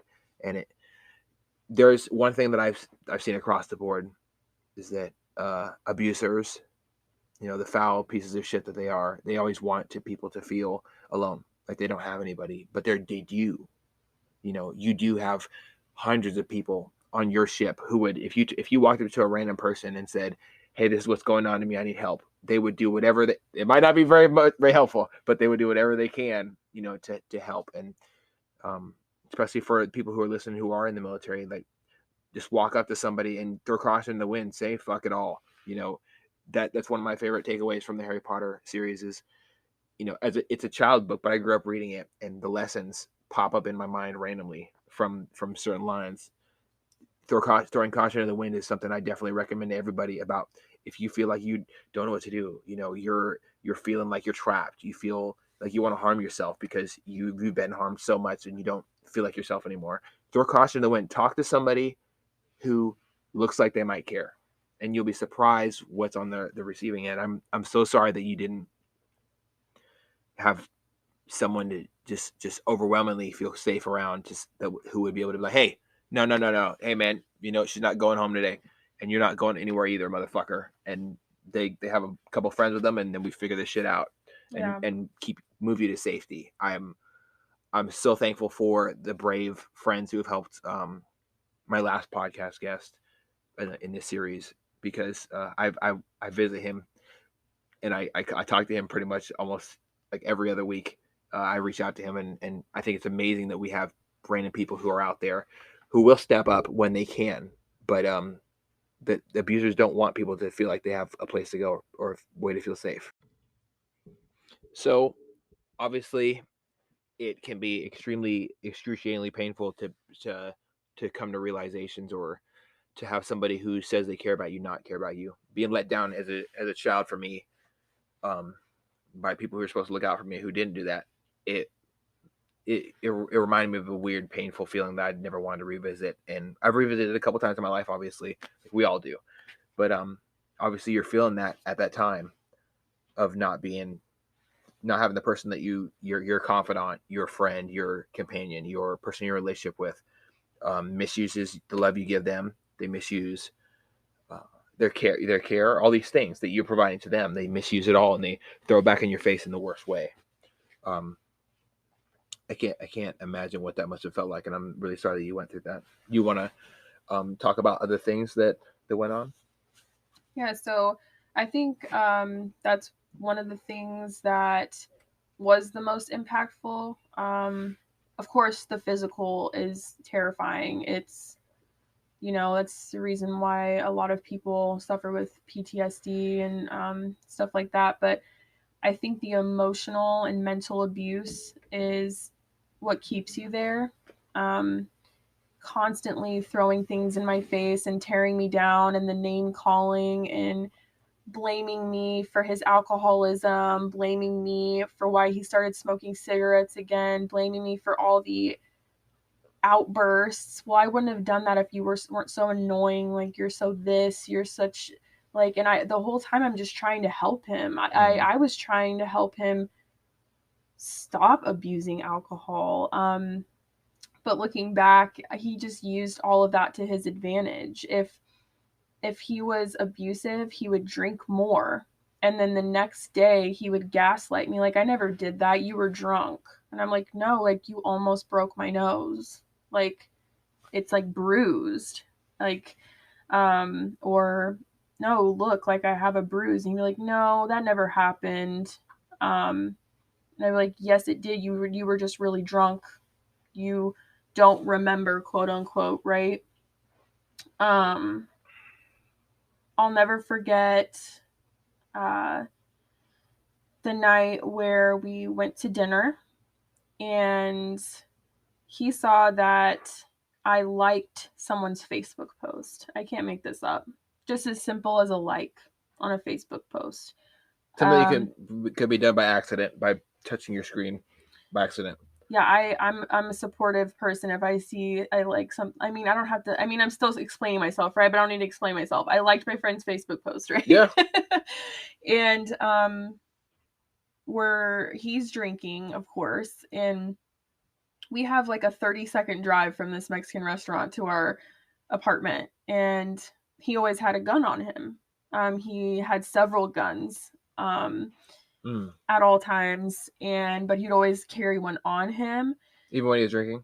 Oh, all the time. It's horribly irresponsible, by the way. Just put that out there to the world. All the time. People that don't aren't really into carrying guns all the time. Whether you go to jail for murder or you go to jail for self-defense, or you get investigated in a self-defense shooting scenario, are two things that are completely separate, and it's a thin fine line, and it's about control, about knowing whether it's justified or not. And as soon as you start drinking, you lose emotional control, you lose situational awareness, you lose a lot of things. Alcohol throws off a lot of things, and it can. And I don't recommend anybody ever drinks. I was gonna put out there a disclaimer: don't ever drink and have a gun on your person. Put that bitch away. If you're at home and you start drinking, and you got a gun in your hip from like, for instance, for me at work, if I come home and I'm about to have a drink or whatever the fuck, my guns come off of me. They take out the magazines, not the clips, the magazine, and I put it away, and I don't touch guns anymore. It's not gun time anymore. Having that on you can put you in a bad spot, you know? Yeah. But I also want to clarify that alcohol does not create abusers. Yes, it does not. It definitely does not. Safety, I'm really glad that you touched on that, but that's completely separate. It's separate, yes. So alcohol does not create abusers. At all. And they will blame it on alcohol. It wouldn't have happened if I wasn't drunk. There's a lot of people who drink and don't abuse people. But he did it sober as well. So I just want to make that clear.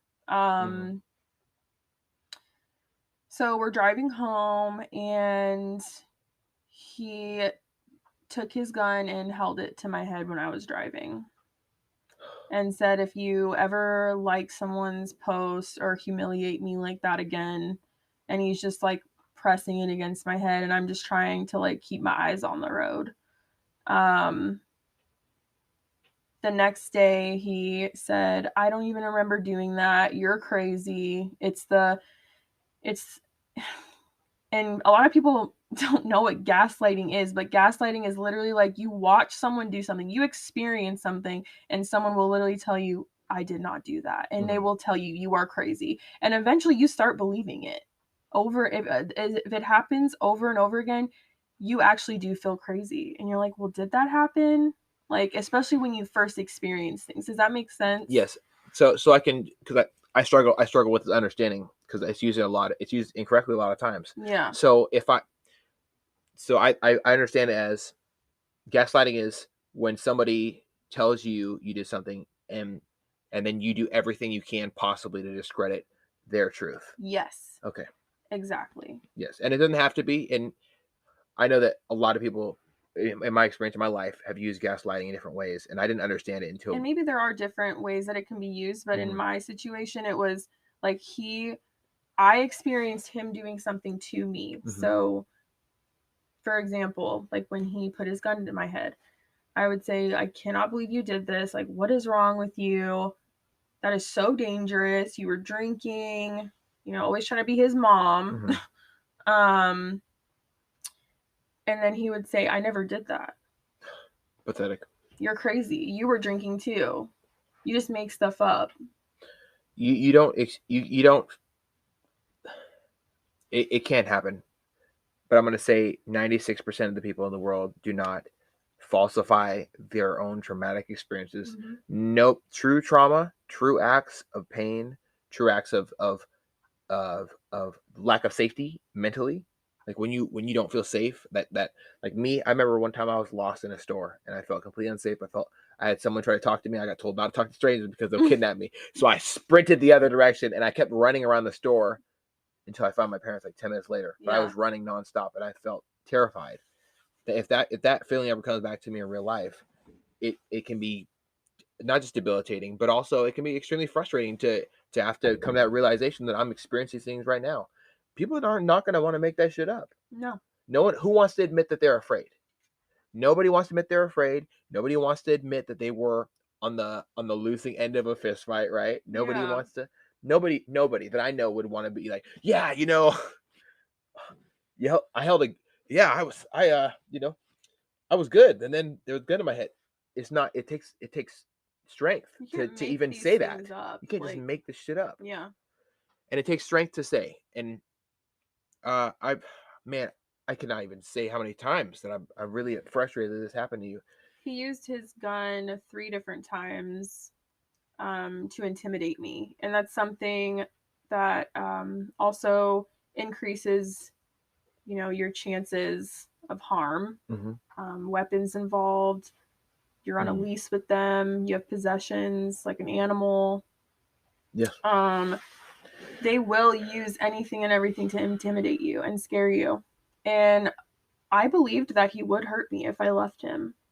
Yeah. And I thought I was more safe staying than I was leaving, because the things that he said he would do to me if I left, and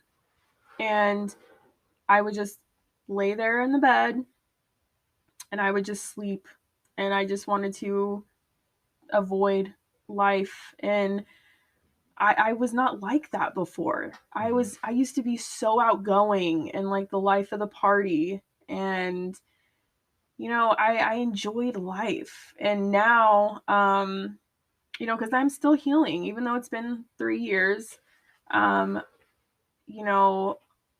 It takes a long time to get out of that routine that he created. Absolutely. It was the ups and downs. I knew once it started getting closer to the weekend, the abuse was going to increase. Oh my God. So the weekends were the worst.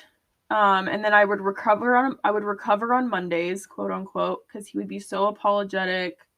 I'm going to get help. I'm going to get help for my alcohol abuse. I'm going to go to therapy. And by that time I have to go to work. I can't worry about this anymore. I have to go to work. You know what I mean? Like, I just need to be a person. And it would be good. Monday, Tuesday, Wednesday were fine. Thursday, he would start an argument. Friday, it was a blow up. Saturday, alcohol. And it was like this non-stop roller coaster. And through therapy, I learned that's very common. The ups and downs of the routine of abuse. It's like it becomes second nature to you, and like you almost just like you're just going through the motions. Does that make sense? Like, it absolutely does. It's like, for me, that was the ups and downs and everything like that. It was like I almost knew what to expect. And Sunday I would try to leave, and usually it takes at least 8 times. And a victim or a recipient, like you said, it takes at least 8 times. And that was very real for me when I learned that statistic. I tried to leave several times. My fear had me return. My fear of the military and the fear of going through the whole process the military would put me in, the questioning, them not believing me, the fear of them not believing me. Okay. Knowing who to go to. I lost everybody. I didn't have a support system anymore. I knew if I told my family and I got back together with him, then they would hate him, right? So I just suffered in silence. I didn't know what to do. And I think that's why I think the military needs to shed so much more light on this subject, because there should be a system in place that is successful for survivors or people that want to get out, that just as important as sexual assault victims. This is the number 100%. you call. These are the people that are going to support you. This is how your process will go. And it's really important that you said that. I just wanted to say that, but even more so, it is absolutely needed. There's nobody that wants to see somebody's sister, somebody's daughter, somebody's mother, future mother, going through this. Nobody wants to hear about their brother, future father, their son experiencing these things. Watching some of my friends go through their experiences and hearing about yours, it brings up a lot of things. Um, a lot of things that I hear, the rumors, in the p-ways, the nonsense, the lies, the gossip girl nonsense is what as they call it. It's not just girls do it. Usually guys who are doing gossip girl shit. So the guy is saying, "Oh, well, why didn't she just leave?" The Oh, that's such a bombastic, triggering and yes, question. and this is what I wanted to say. The one of the most fucked up things you could ever say is, "Why didn't she just leave?" Oh, yeah. Fear can literally put human beings in a hospital. Yeah. Fear can Or other bring people. different chemicals into your brain and literally create an anxiety attack so strong that Mhm. you are literally crippled mentally. And when your brain doesn't work, your body doesn't work. Yeah. It literally can put you in a hospital. I just want to say to anybody who ever comes up with that thought when they think about domestic violence, oh, well, I don't want to hear about this, or I didn't know, why don't they just leave? It's never a straight A to B question, Yeah. or A to B answer, or A to B experience for the person actually going through it. You just said you try to leave multiple times. That in itself is a healthy reminder. And what are you gonna do? You're just gonna leave and leave your animal with them? You're just gonna leave and leave all your clothes, all your belongings, all your memorabilia Well, and from we your also had a life, lease together, and he and a threatened lease. to hold me accountable for leaving him with the lease. Yeah. And every time I said, well, let's just try to do this as maturely as possible, let's just go to the leasing office and remove me from the lease, or you can leave, he Hmm. would never show up. And And it was this non-stop cycle mhm. of this cannot happen anymore, because of course there were several times I would stand up for myself. The more and more the abuse increased, I became a very angry person. I completely changed. I was yelling.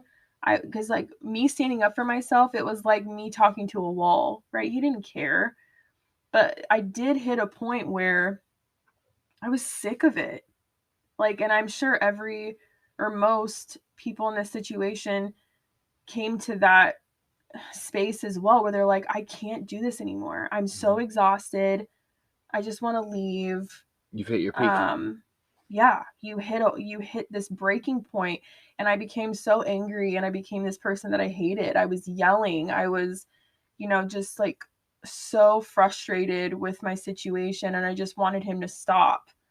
um but yeah, it's just there's several times I wanted to stand up for myself and leave, but the fear and all of the pieces of the puzzle involved, the military, them finding out, me, like I said, me being afraid that I didn't have a support system.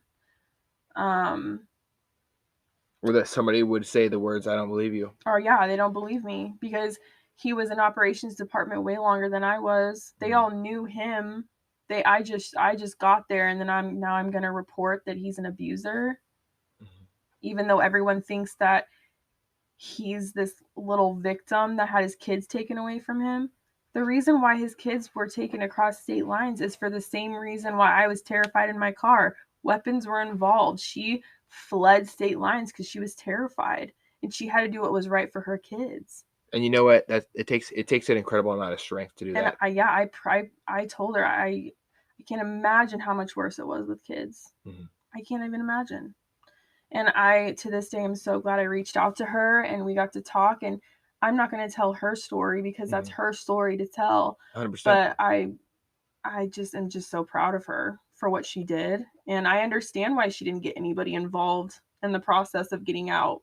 She was lucky enough to have a really good friend that helped her do what she needed to do to get out. Yeah. Yes, she did. And I think that's amazing. Do I hope that one day she gets to tell her story? Yes, I do. But she had priorities, and I respect that.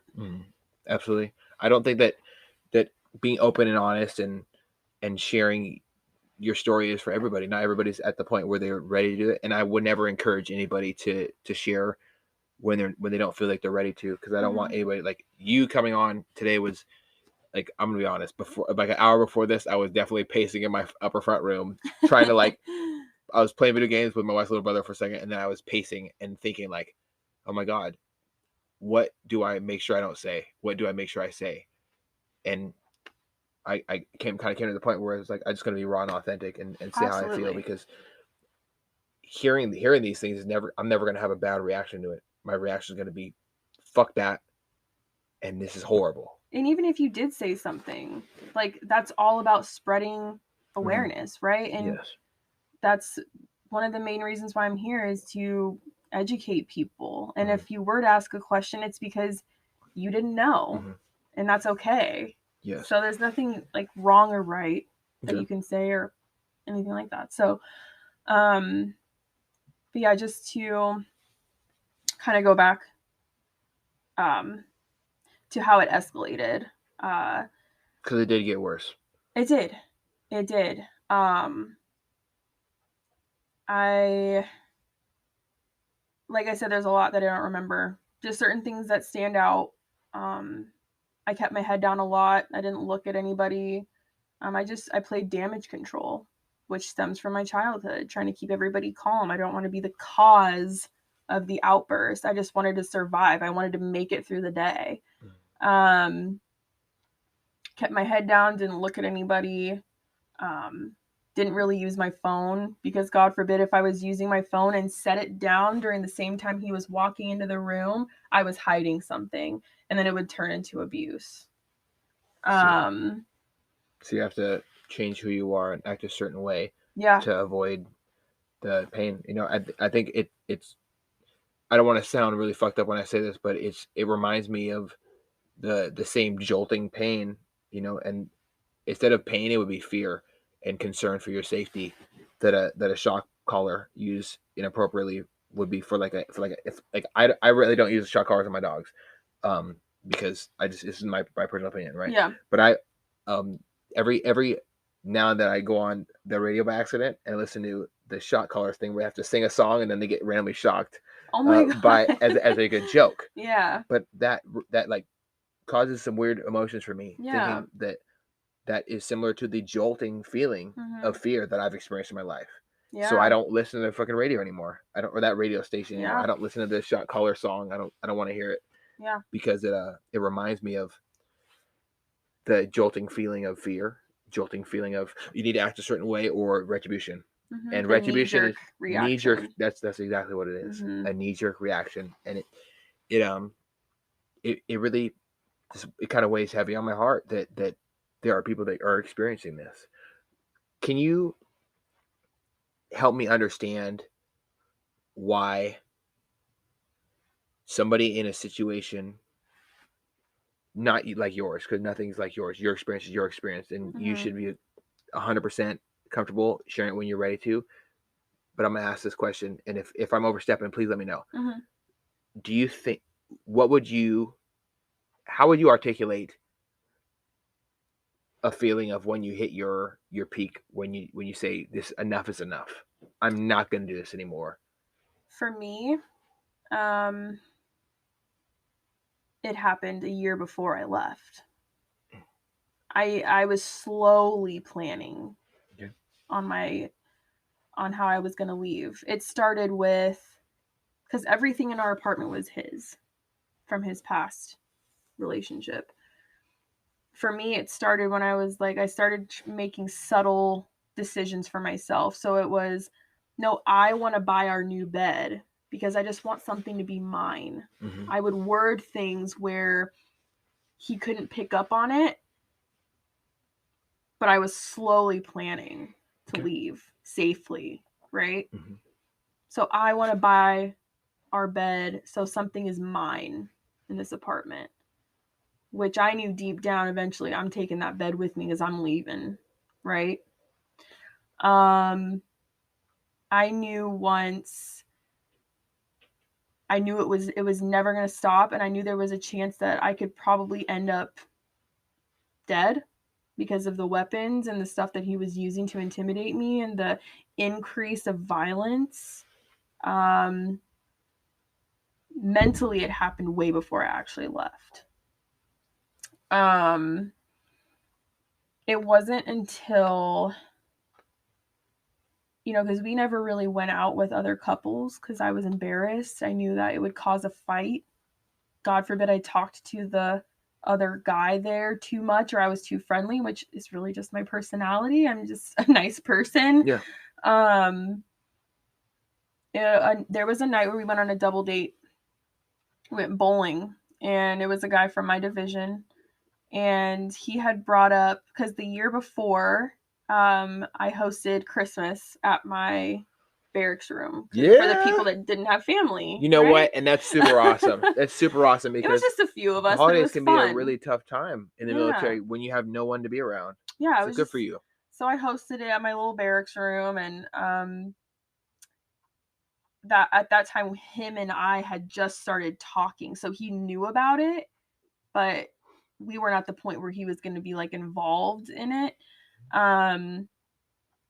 So we were on this double date, and the guy that was there for the Christmas gathering brought the Christmas gathering up. He was like, "Oh yeah, I remember it was so funny. Like this person did this, and my ex was under the impression that he was attracted to me." The guy that he was talking about. Yeah. Simply because he brought up a funny time from our past.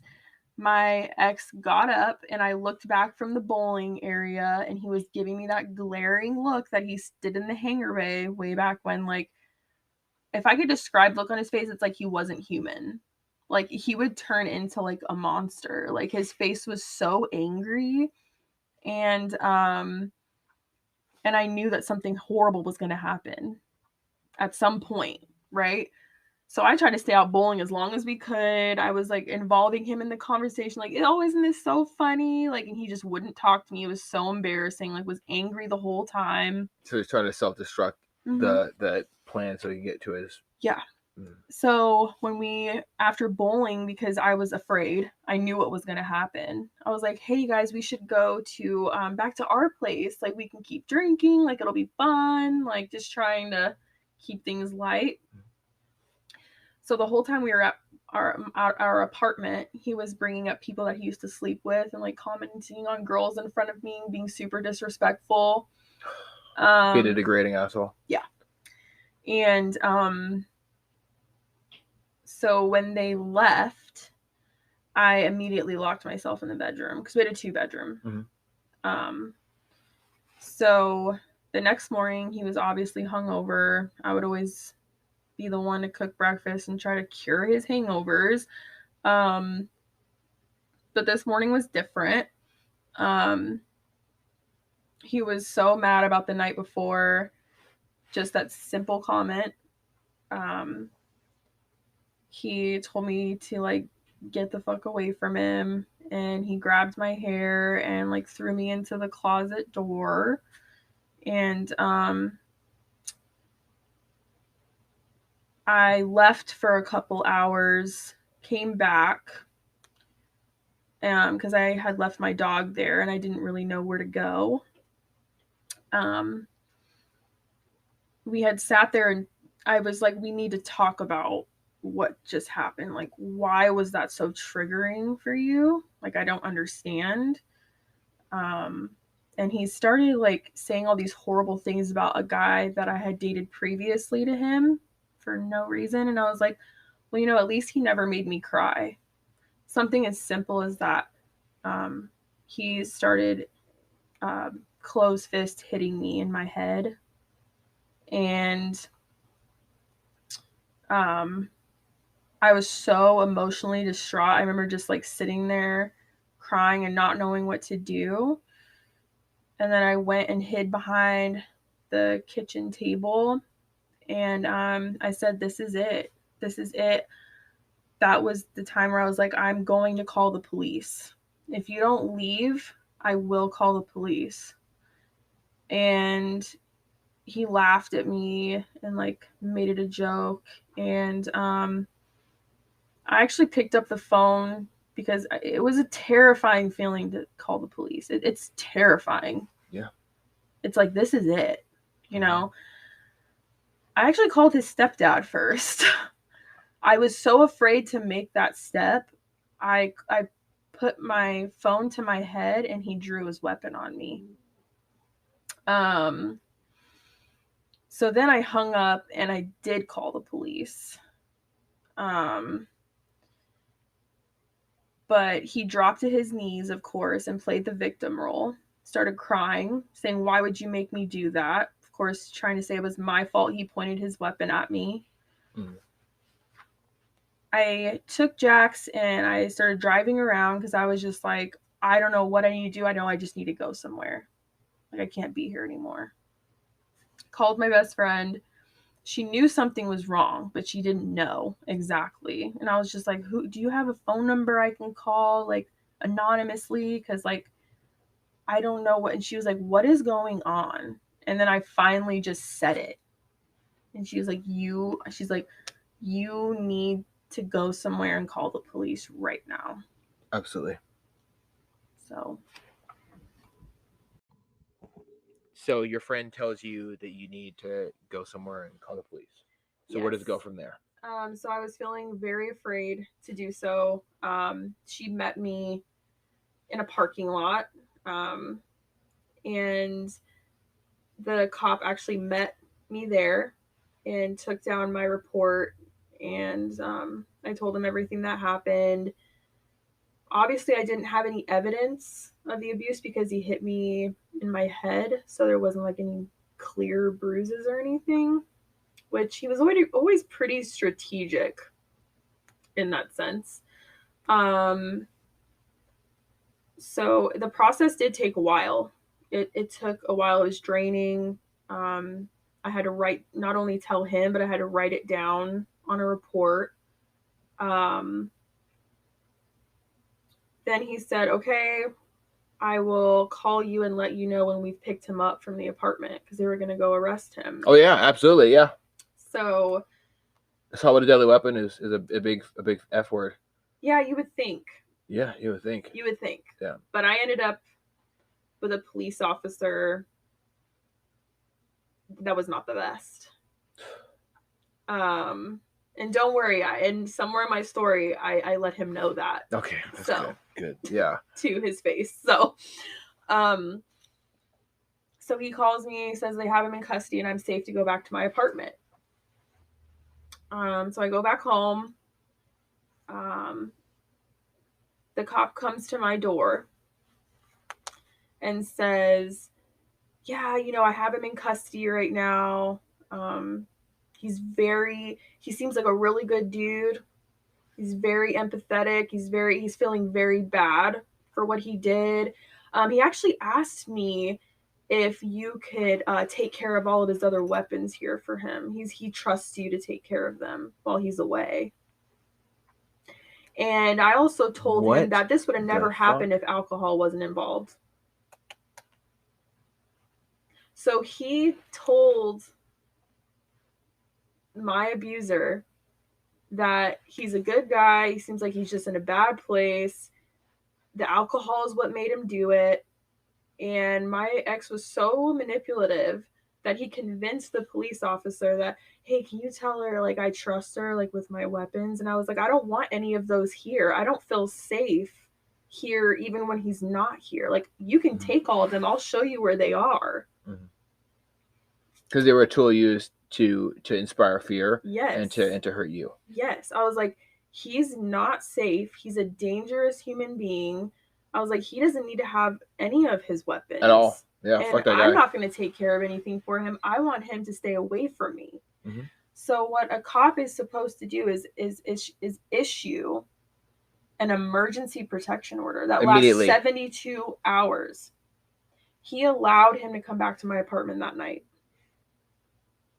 For those listening, this is how homicides happen. This is how horrible things can happen to people. When people neglect their duty,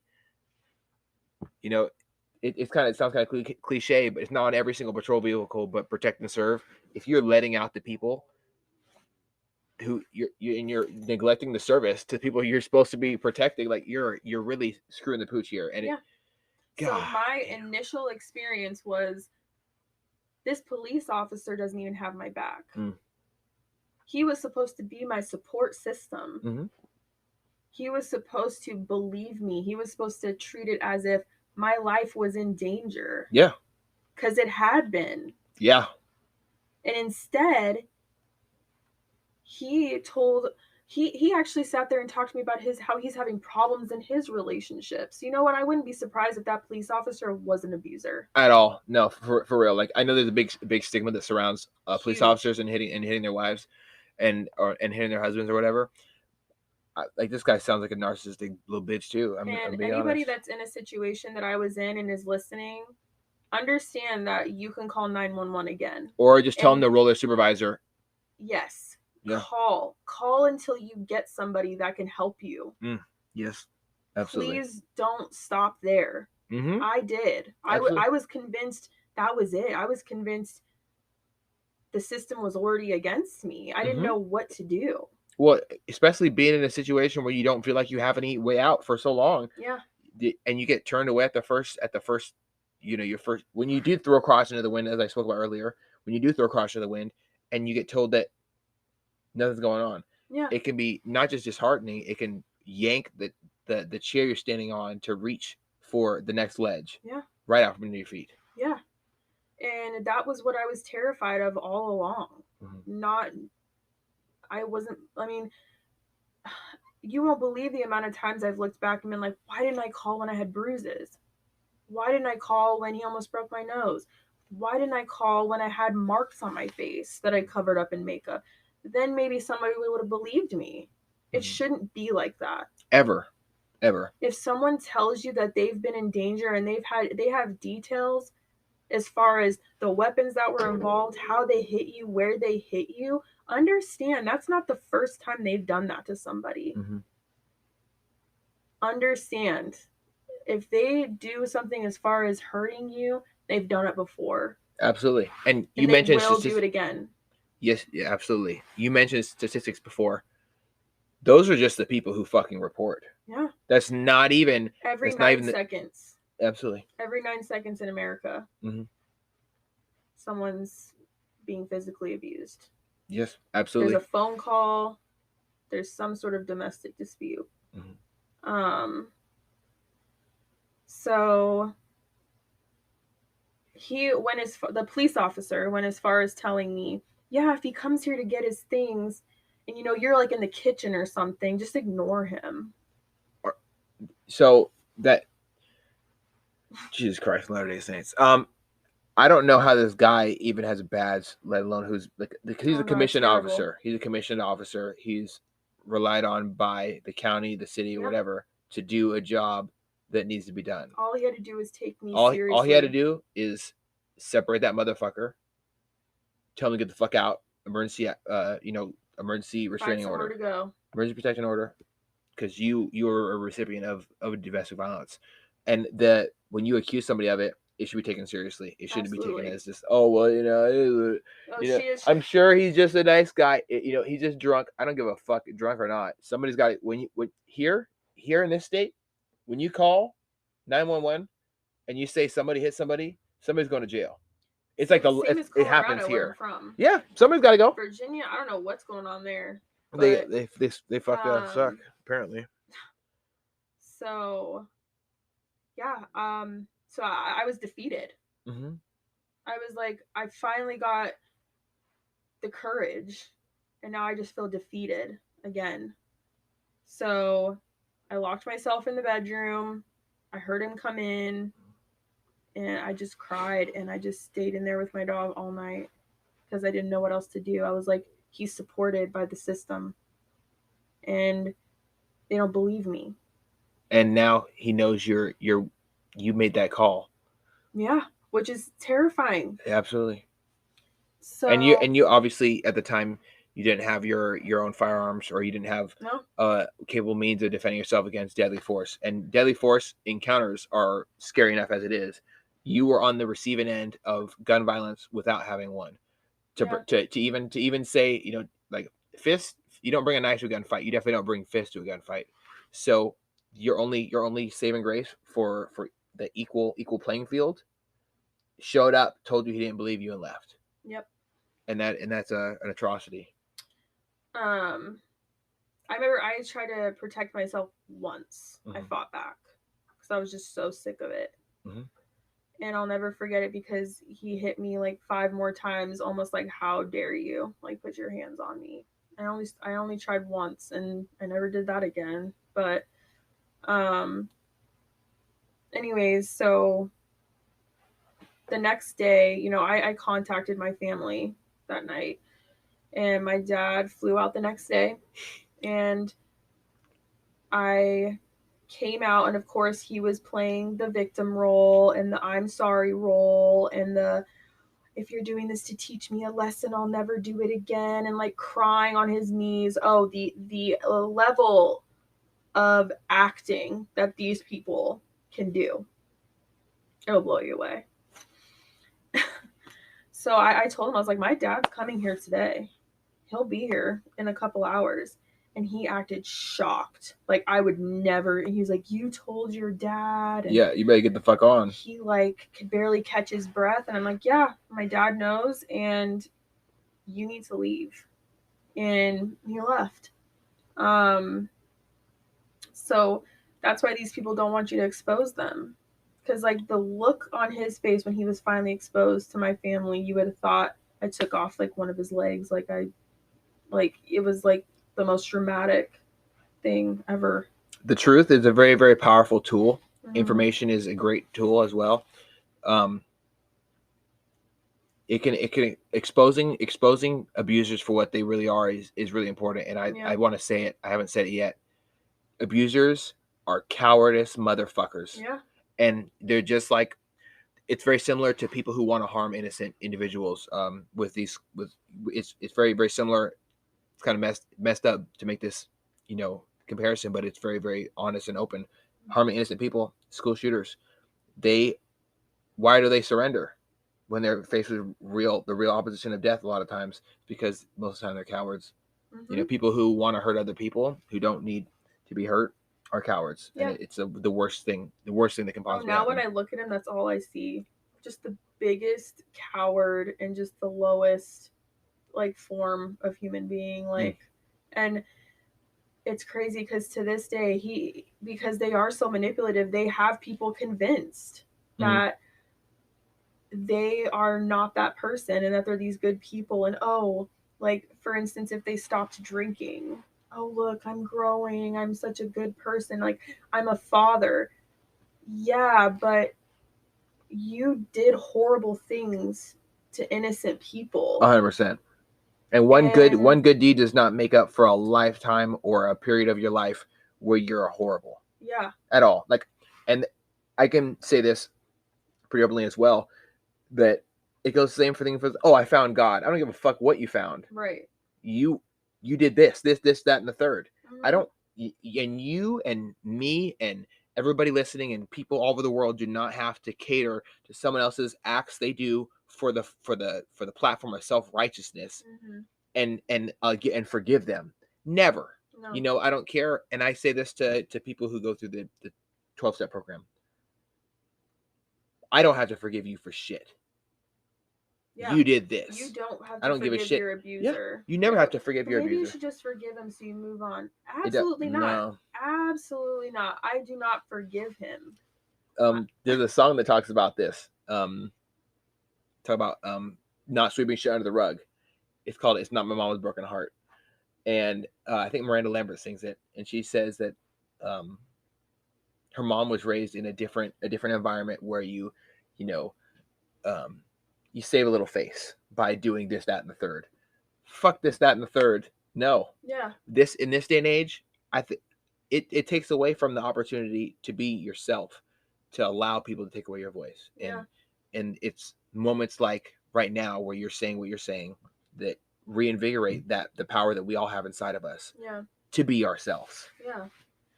And who cares if you stop drinking? It doesn't make you not an abuser. Because like I said before, the alcohol was not the reason. Mm-hmm. I drink alcohol. Yeah, I don't abuse. I'm a very happy person. Yeah, when I'm really... like it doesn't cause me to do anything. Like, so that was the beginning of my process of getting out. It took me to go, which I wish this would change in the system as well. My dad took me to make sure that we could get it extended a week. The emergency restraining order. So it goes from 72 hours to a week. So the officer said that he could violate the thing he put in place. Yes.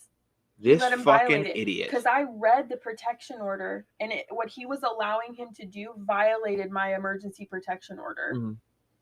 Yeah. Didn't offer to keep me in his cop car for safety, nothing. I could tell right away he did not believe me at all. He didn't take his job. This person, Lord knows how many people he's affected in his career to who else has happened to. Mm-hmm. Because DV is a very serious issue. I recently had Derek Sanders, he's now the sheriff of Thurston County on, and he talks about how rampant domestic violence is. Mm-hmm. It's something you show up to as fast as possible. Yeah. From his perspective, you show up to as fast as possible. You try to do whatever you can to protect whoever's there. You take it seriously. Very seriously. Like, believe people. Are there people out there that make things up? Mm-hmm. Sure. But I still think initially you should always believe people that report some sort of abuse. Mm-hmm. And what type of person would want to come out and say, hey, what type of person who would want to come out and falsify? Excuse me, I don't want to say this incorrectly. Come out and falsify and say, yeah, I got thrown into a table. This person almost shattered my nose. Yeah. This person threatened to kill my dog. This person put a gun in my head. And I was so afraid and so crippled by the nonsense, the horrific, pathetic excuse for a human being that this person was, that I felt trapped. Yeah. No one just says that out of the blue. And I explained that to the police officer while he was at my door, explaining how good of a person he was. I was like, this isn't the first time he's pulled a weapon on me. He's like, oh, I only know about this time. You reported, but you just actively said it. You actively reported it, so he has to take it seriously. He didn't want to hear it. I was like, he's done this several other times. He's very violent. Mm-hmm. This needs to be taken seriously. Well, I only know about this time that you reported. So, obviously, you said earlier, now you're at a place where you can give somebody advice and say, tell them to roll a supervisor immediately on the spot. Oh, call 911 again. Get someone that will take you seriously. I like the sheriff's option. So was it a police officer that showed up at the time? So okay. Go to the sheriff's office the next day. I was exhausted. That's something that I have had to heal from. I was so exhausted, and I didn't push myself to do all the things necessary to hold everybody accountable. But that was my experience. I was exhausted. I just wanted people to step up because I didn't have it in me.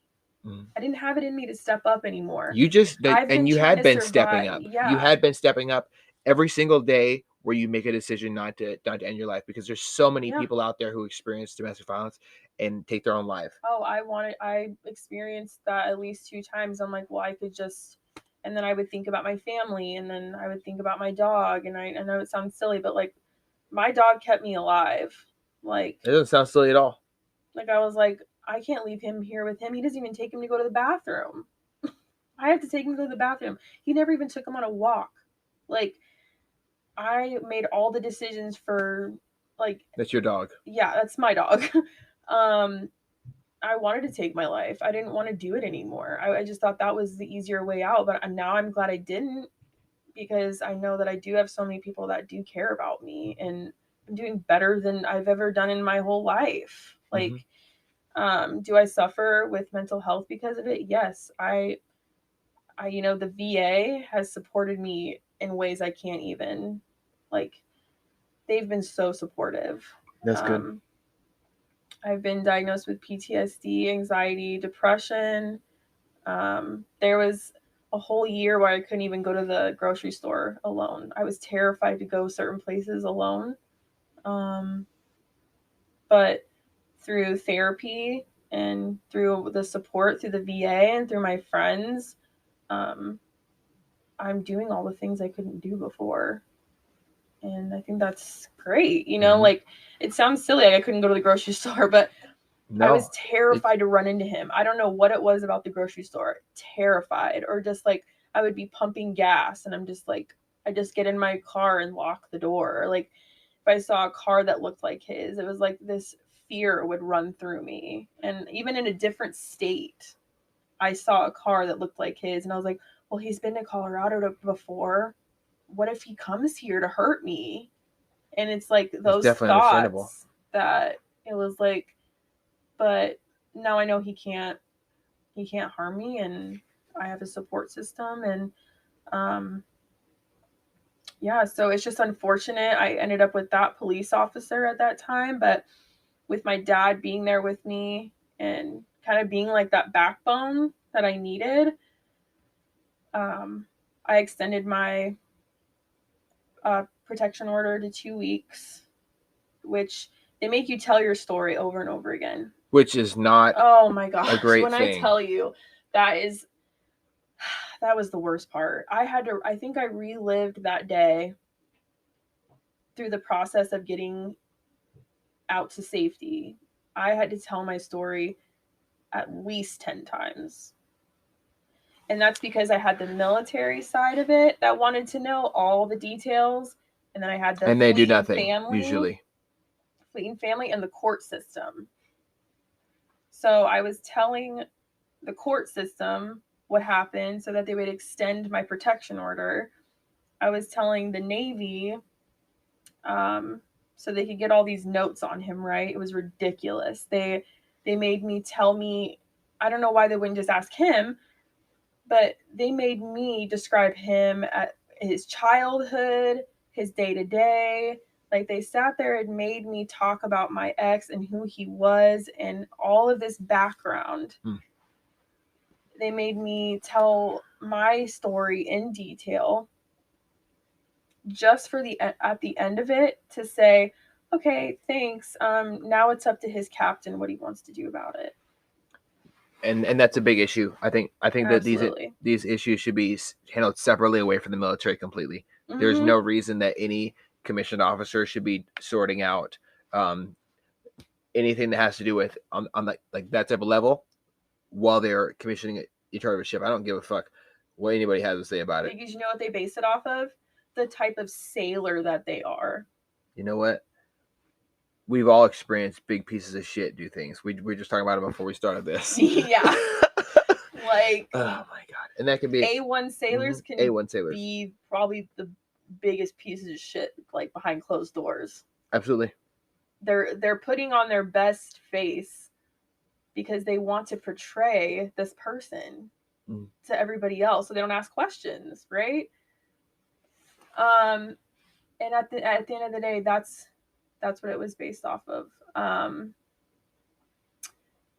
So I'm thinking me reliving all this trauma over and over again is like, okay, good. Like, he's finally going to be held accountable. I know that he did this to his ex and whoever else before her.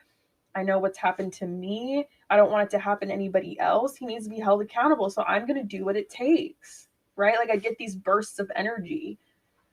And then just for the military to be like, yeah, but he's a good sailor. It's hard to keep hope.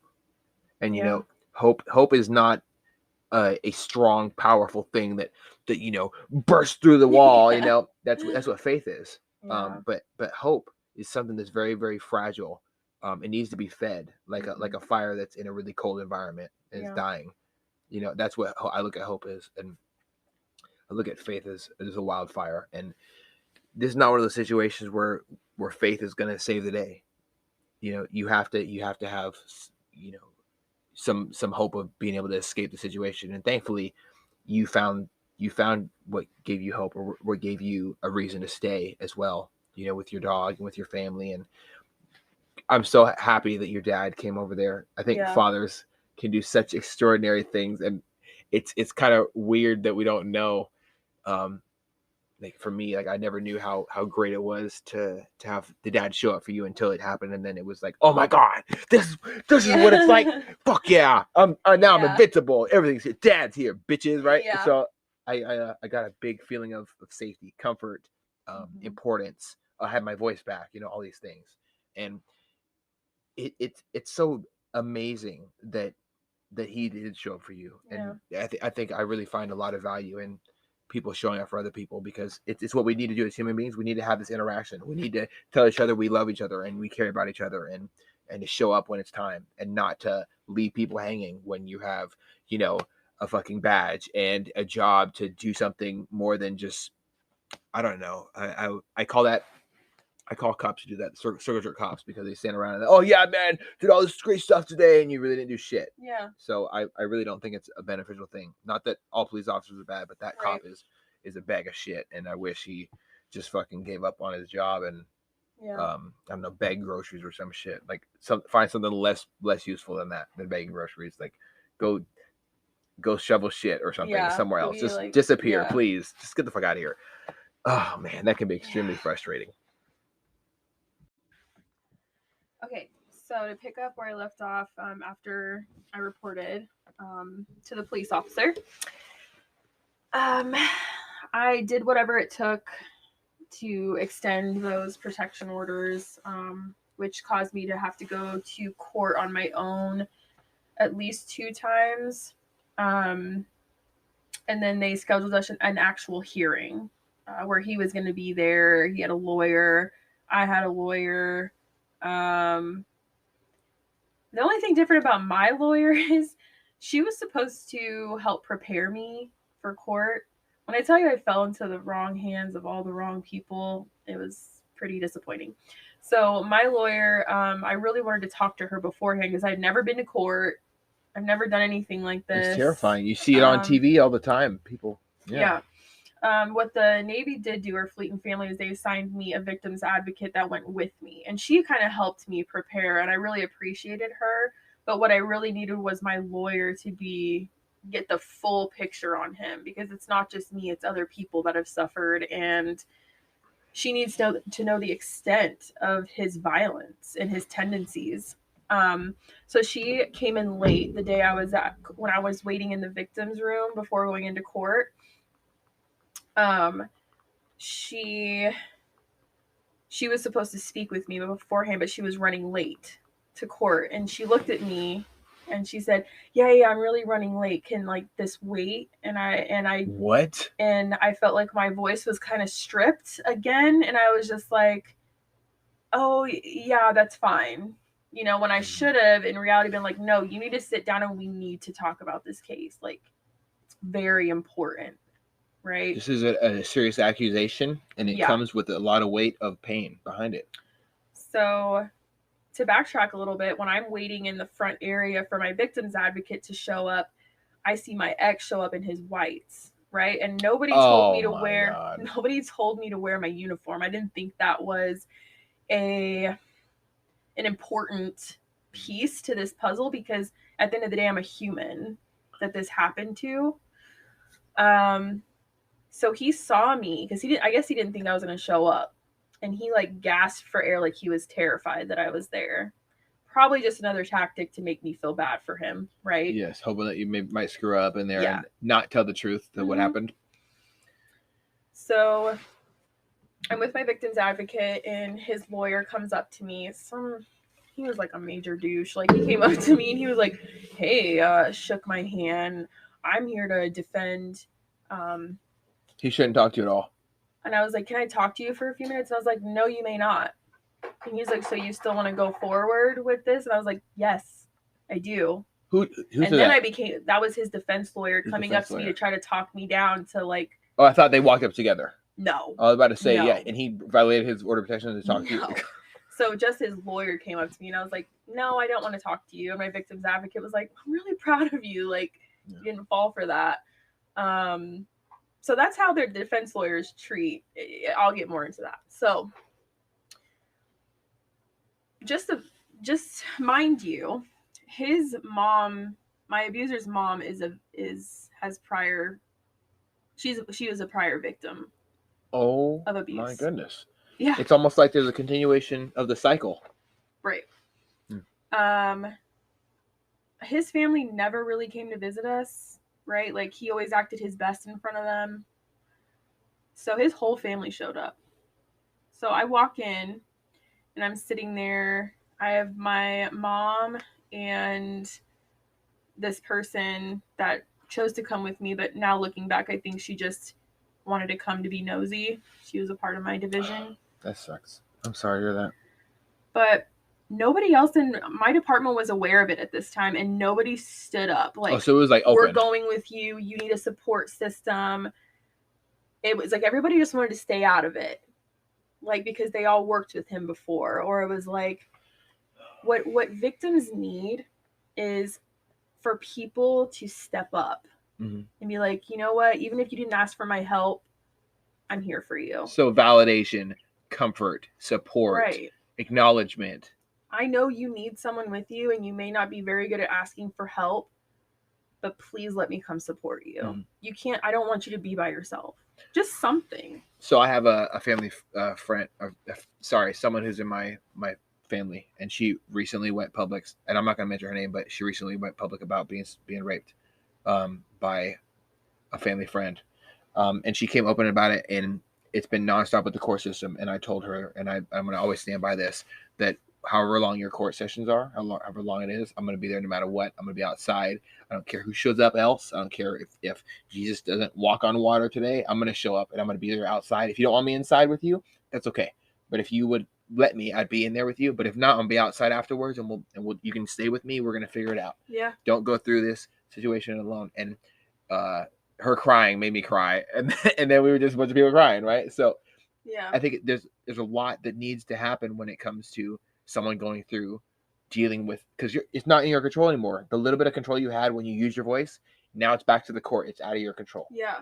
And you've lost that again. I think that's what hurt, because I just wanted the Navy to support me. Like, I was the person in the Navy that was everybody's advocate. Like, all the junior sailors, they came to me. Anything that they needed, they knew I would go walk around the whole ship and figure out who we needed to talk to figure something out. I didn't care how much time it took. And, I was the one, when I was in transportation temporarily, I saw it happen before I reported. This girl was in a domestically violent situation in her same department, same scenario, right? Nobody in her department, same thing. Didn't offer to go with her, nothing. I did. And I didn't even know her.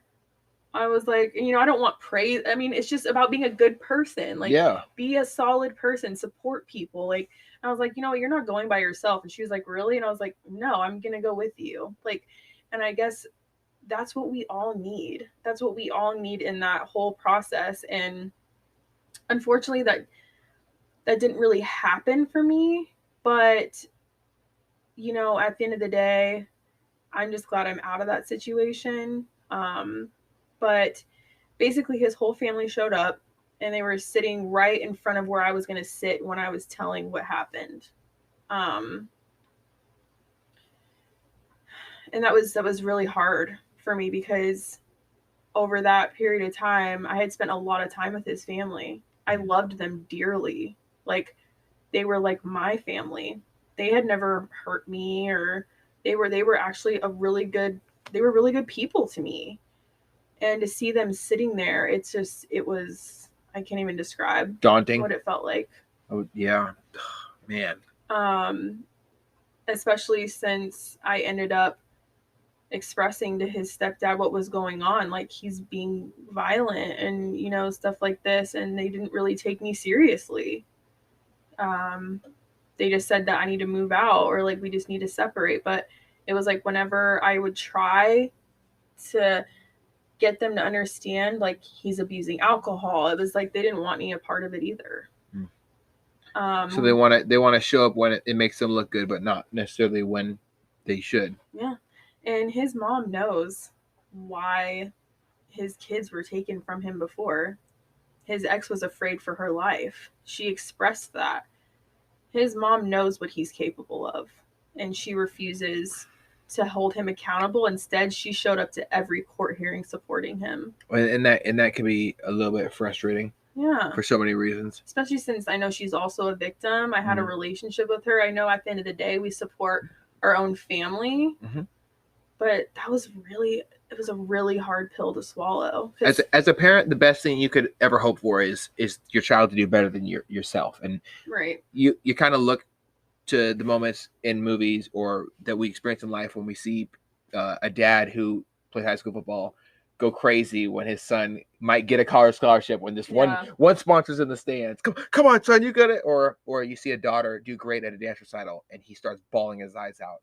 Or you experience great moments of triumph or loss with your child when they play sports or academically as well. And you always want your child to be better than yourself. I don't understand what type of logic that an individual can put in their mind and play out fully where they're going to know that they've experienced domestic violence and want their son to know that he's supported no matter what, even though he's done the same thing. Yeah. That's where we come to the term insanity, right? Insanity. You do the same thing again and again and again, expecting it to have different results. I know that it's really important to me that me and my wife break our generational cycles of shit, no matter what side of the family it's on. I have a 3-way family with a dad, a stepdad, and a mother, and my wife kind of different, just with just a normal nuclear family. So understanding that, we don't want to create any mistake. And it's not that we don't love the parent. It's not that we don't appreciate their experience and their struggle and their want for us to be better, but never recreate the same shit. You will catch me dead before I'm there telling my son, I support you. I will scold that motherfucker, and I might beat them. I'm gonna be honest, I might beat the fuck out of him for doing what he done. But not like that. And I would talk with you, as a mother, like women, great skills with nurturing normally, right? I'm not speaking for every lady, and I don't want to broad stroke the situation, but to have love in my heart, care for another human being, for the youth, and not like even try to believe you. There was always something in the back of my head scratching at the walls. Did you talk to Laman? Did you really? Yeah. I would have to. Yeah. And I'll never forget my best friend that helped me call the cops. She took my phone and she was like, his mom needs to know what has happened to you, and then you just need to cut ties because it's not healthy. Yeah. And she drew up the text message, sent it, and she was like, now block her and you just need to move on. Like, so even with that, like her knowing what happened, and I think it's a common thing, like moms behind abusive sons, like they don't want to believe it, or like they like cover up for them, and then it's just like this never ending cycle. Anywho, so in the courtroom, I told my story. They made me point him out.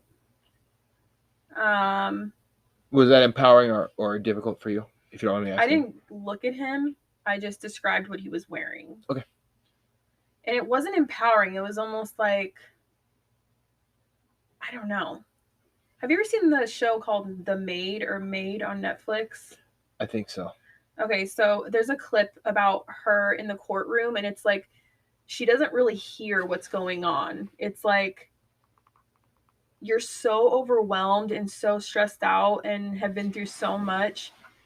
When you're in the courtroom, it's like you're not even really there. Oh, it's like a sensory chamber kind of thing. It's like you know that there's a conversation going on, but it's like I felt like I couldn't think. I just felt like I like kind of blacked out, like when there was a point in time where his lawyer was like, "Well, how many times did he hit you? At first you said 2, now you're saying 3."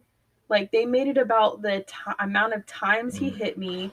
They made it about the minutes it took me to leave. Instead of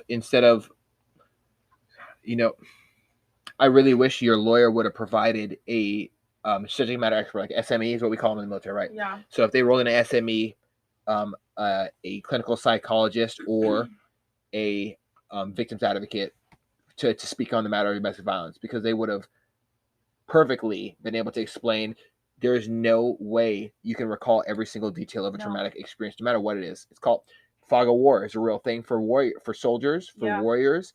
How come it's not the same thing for people who are recipients of domestic violence? It's absolutely the same thing. Yes. Like, and if like watching SVU is difficult for me because I have so many of my friends who are I don't know one single lady in my life who has not been sexually preyed upon in one way, shape, or form. Mm-hmm. And the survivors of sexual assault in my life, for me to think about them going through a court is a crippling thought. I don't even want to, like, my eyes are going to start swimming tears soon to talk about it. So I'm just going to move on. But like, it's horrible to even think about that. And then now let's transition it from a stranger doing some horrible act to you, some gruesome, grotesque, horrible thing. Now it's somebody that you cared about. That adds a whole nother layer of it's a new ball game. And yeah, absolutely. I feel like the courtroom was trauma in itself. It was like a whole nother traumatic experience for me. And it took me over a year to heal from what happened to me in the courtroom. I'm sorry that happened to you. So, I told my story just like I told you. Mm-hmm. And they, the defense attorney was doing his job, but it's disgusting what they ask you. Well, how many times? Well, first you said this, now you're saying this. It took you 10 whole minutes, then you must have not really been scared. And that's when my lawyer finally stood up for me, and she was like, and when they were going back and forth, I completely blacked out because I was so overwhelmed by what they were saying to me and what I was having to relive and what I was trying to remember because I couldn't remember much. My lawyer was like, Kristin, like, what were you keeping track? She was trying to help me like get back in touch with like, the courtroom. And I was like, no, it just felt like forever. It felt like it took forever, like for him to leave. And for me to leave, it felt like 10 minutes, but I don't know if it was 10 minutes. I was just giving like, what it felt like. But what the courtroom does is they pick apart all of the little quantitative, like this many times, this many minutes. They use all of that against you. So if I was to prepare better, I would have known, leave that stuff out. Just tell your story. And yes. But I had no idea. Well, and I was just saying what it felt like. It felt this long.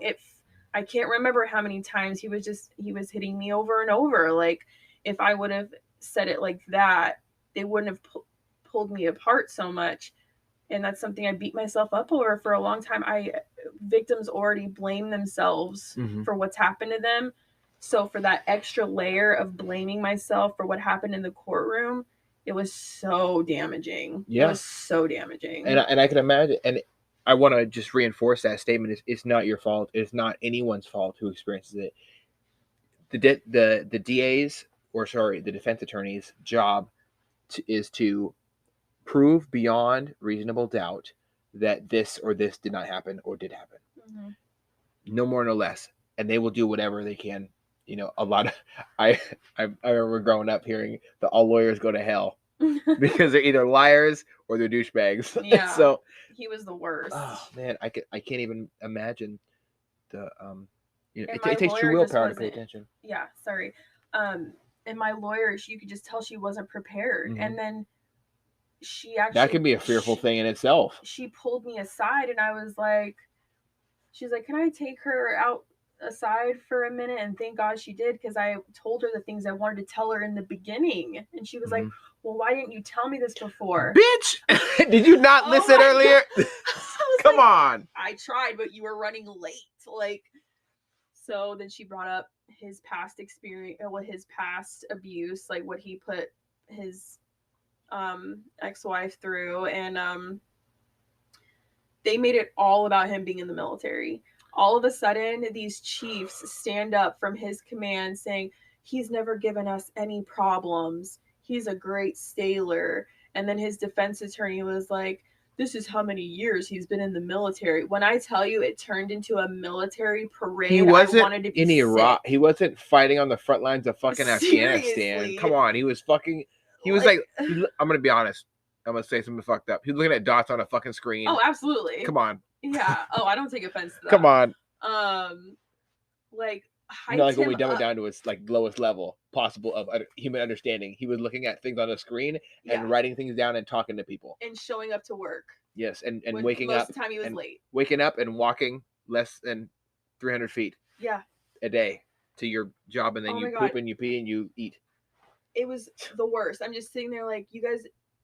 It turned into me telling my story and getting through that fight to me being sitting in the stands and just watching it turn into like this military parade. Like, oh, he's a great sailor, and then his defense attorney is like, he's been in the service for this long, and then like the judge kind of like, and it's I'm sorry, but all the judges that I had were like on their last leg, like really old white men called geriatrics. Yeah, like yes. I don't even think they were like young enough to process the story.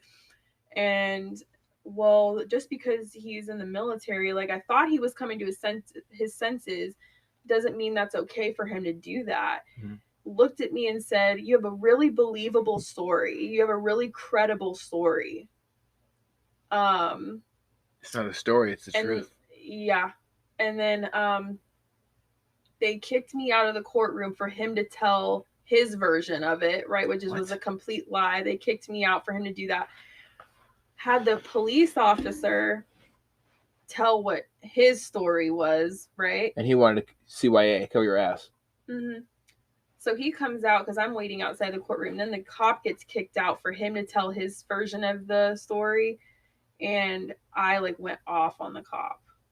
I was like, I can't believe you stood up. You have no idea who that person is in there. And when I needed you, you stood up for him. And now he'll probably get off with this and do it to somebody else. I looked at him dead in his face and said, I really hope there's no other police officers like you out there. Yeah. What you did, you have no idea. You have no idea what you've done. Like, and he was just like, his feelings were hurt. But good. I'm just glad I had that moment to... Because he was the start of the domino effect, I feel like, of all of this. His character witness statement, when he gets up there and expresses his experience, could have done so many different things. It could have changed everything in your favor. And it's not like a you versus this motherfucker situation. And I'm not going to say his name because he's a piece of shit. Yeah, it doesn't deserve it. It's not you versus them. It's the truth versus the fucking lie. Yeah. Who do you? It's not that hard. It's really not that hard. You find the truth and you support it. Yeah. And if you have somebody coming to you telling you that they've been beat to shit and they're in fear of their life, which is, I don't know if any cop knows this, but I'm pretty sure they do. Being in fear of your life is justified for shooting somebody in everywhere, motherfuckers. So when somebody is telling you, I'm in fear of my life, this person put a weapon in my head, at any point in that time, you could have had a justified shooting of this individual to protect yourself, and nobody would have blinked. Yeah, they would be like, "Oh, somebody, you put a gun in your head. Okay, cool." But because this person dropped the ball, you were left to suffer the consequences of reliving your trauma more than 10 times, as you said, and going through it in the court. And court, like being in a just having everything just loud, abrasive, emotional experience. I couldn't go to, I wouldn't want to go to court. I wouldn't even No. want, if I was, I'm gonna be honest, if I experienced DV, I don't know if I'd want to. And I It think, takes a brave person to stand up, and we always see it in Law and Order. The brave person standing up saying, you know what, blah blah blah, and they show it on SVU sometimes. That the court doesn't believe them, and they feel like they lose their voice, and it's always a negative thing on the back end. Always a negative thing, because it is. yeah, Your voice deserved to be heard, and yeah. you should have been believed. Thank you for that. I just think there's and maybe it's just the state of Virginia, but if you're going to have a victim's advocate, maybe it's okay to have your victim's advocate go on the stand for you, tell your story. Why should you have to relive your trauma? Maybe you do want to get up there and tell your story, but maybe if some people don't, why should they have to? Why should they have to relive all of that? You know what I mean? I know that with Virginia, they really seek to prove beyond reasonable doubt. And reasonable doubt would tell me, if you're like, if I was sitting on the stand and just watching it from a jury's perspective, I would say guilty as fuck. I wouldn't give a shit what accolades you have. You know why? Because there's been great people who've done horribly fucked up shit. There's been great people who say horribly fucked up shit. One was our president. The other that I'm talking about was also our current president, right? We have a bunch of fucking idiots that do great things that are horrible at the same time. There's lightness and darkness within all of us. But that doesn't excuse somebody from a horrible act as domestic violence. And I'll take it carry that to my grave. I don't stand for people doing fucked up shit. Yeah. So you have gone through the court experience. It takes you a year to kind of get out of that funk, because court is, from my experience, from my friends expressing it to me, multiple people have said that it's way worse than actually going through the experience itself. The experience is done. Now you're revisiting all your experiences. What is the first thing you would say to somebody if you were looking down on your life and you were talking to a younger version of yourself in that situation? What would you say to yourself to encourage them to go through with reporting? So if I were to basically do it differently. Yes. I would say, like I said before, if you don't have the support from a police officer, call another one. Call 911 again. Call 911 again and find somebody that will help you, because your story is important. What's happened to you is horrible, and you deserve to have someone believe you and support you. Absolutely. As far as the military side, find someone that, it may not even be in your own department, but just go to someone. Maybe they just seem like a nice person to say, I need help. They will get you to the right person. Do whatever it takes and get the help that you deserve. As far as the court system, I would hire my own lawyer if you can do it. I would find a lawyer that is going to support you. And if they act like they're too busy for you, make them sit down and talk to you. Say, I need a few minutes of your time.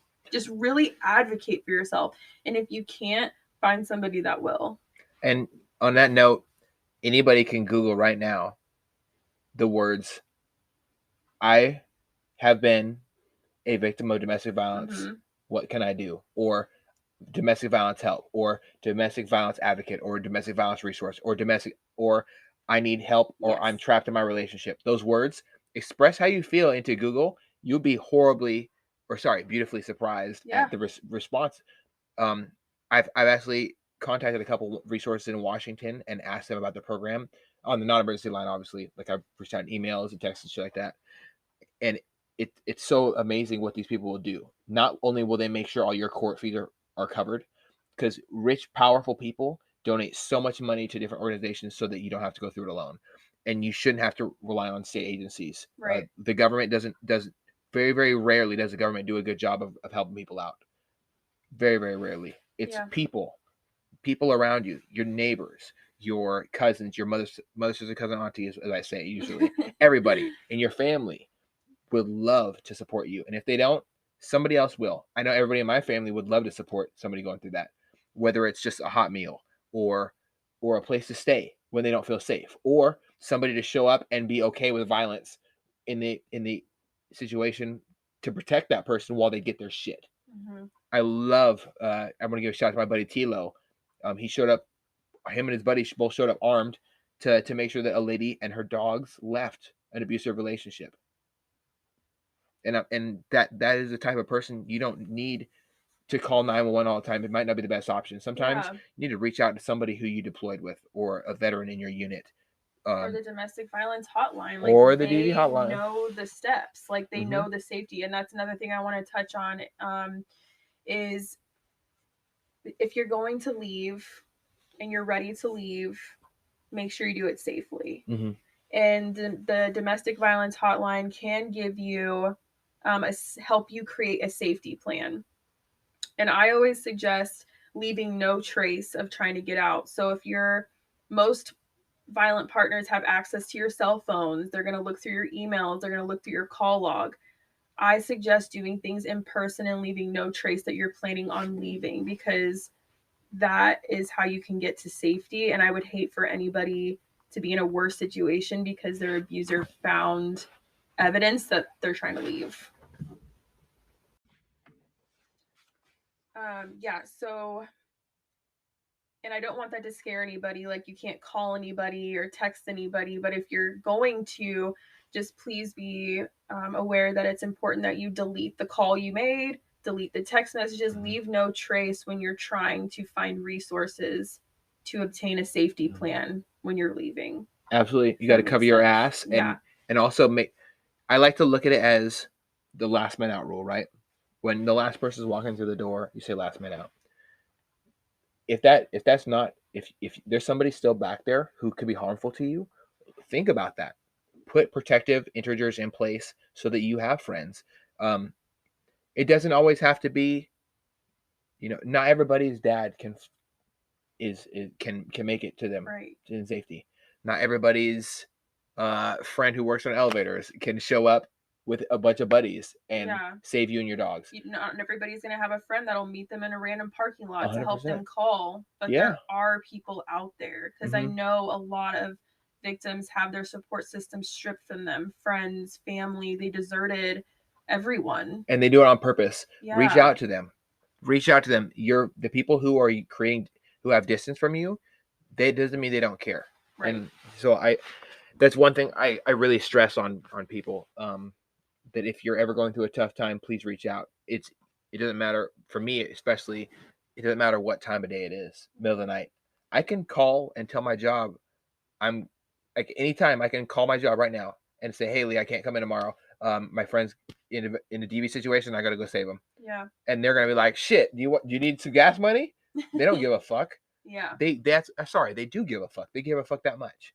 And there's so many people out there that care. Mm-hmm. So you can even call me.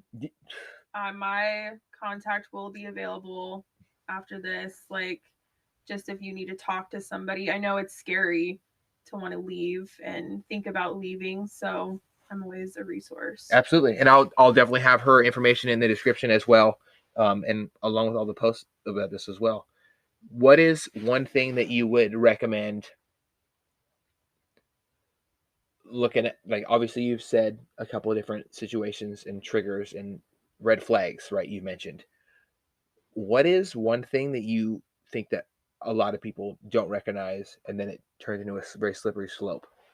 One thing that hey, if you see this happening, just leave now. I would say any signs of control. Mm-hmm. The jealousy, the angry outbursts. I would say those are the biggest red flags that seem subtle in the beginning. Okay. Yeah. Mm-hmm. I think those are the main ones. So, well, kind of post everything that you've experienced, because that's just one situation of what makes you. Right. What are some of the steps you've taken since then to retake back the power in your life and stand up for who you are? I already know you went to Pima Institute. I'm pretty sure. Last time I checked, yes, it was a blue graduation gown. I'm pretty sure. So Pima Institute. Shout out to Donisha Thompson. She's the one that introduced me to occupational therapy, and I'm in a career that I love. I'm helping people each and every day. Something that I did to take back my life was just do anything that he told me I could not do. I do things for me each and every day. I mean, I feel like I'm more selfish in a healthy way now. Self-focused. I have had the opportunity to get in touch with myself and really heal those parts of me that I couldn't before. I've maintained friendships. I've even regained some of the friendships that I lost, and I just work on myself each and every day and try to be a better person every day. And I saw that you and Jax go hiking a lot. Oh my gosh, yes. What do you love about hiking? I know Washington State is one of the best places to go hiking. I love it. I mean, Colorado is amazing too, but that's one of the reasons why I moved here, is because I want to hike as much as I can.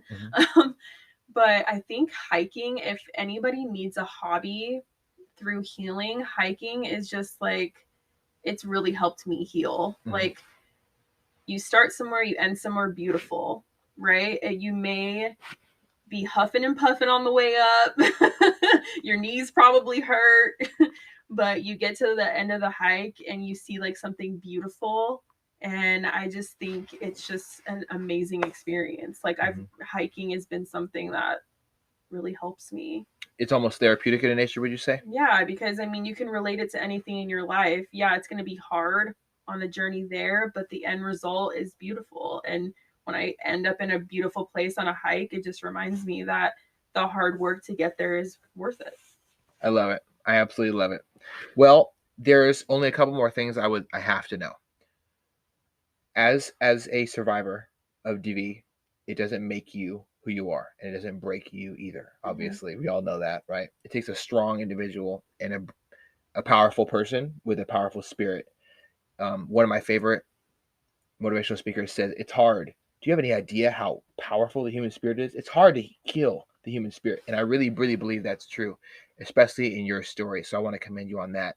I want to know, what is one thing you would say to somebody who is on the other side of your situation? Someone who's recognizing some, hey, my friend's going through some tough times. How do I approach it? Because obviously every situation is different and nobody has all the answers. But that's what an important what question. thing would I say? That's a really important question, because something that, as a friend that's concerned about someone that's in a situation like that, understand it's all going to be on their terms. Like, as much as you want to help, and this is what my best friend explained to me. She's like, I knew you weren't going to leave until you were ready. Tread lightly. Just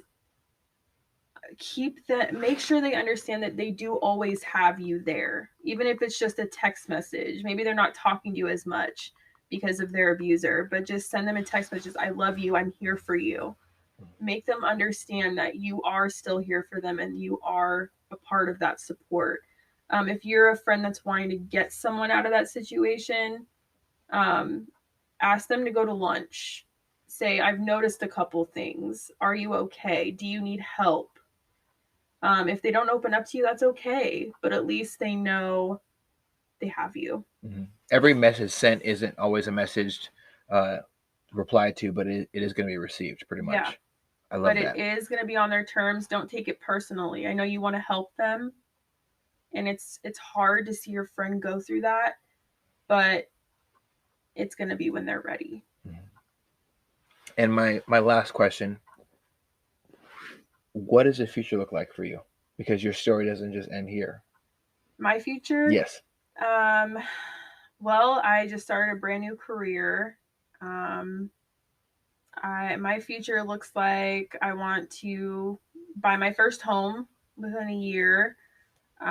Just keep progressing in my career and just continue to work on myself physically, spiritually, and keep growing. Awesome. Every day. Awesome. I think it kind of keys back into what I said earlier about loving yourself. Yeah. When you love yourself, all life just kind of lines up.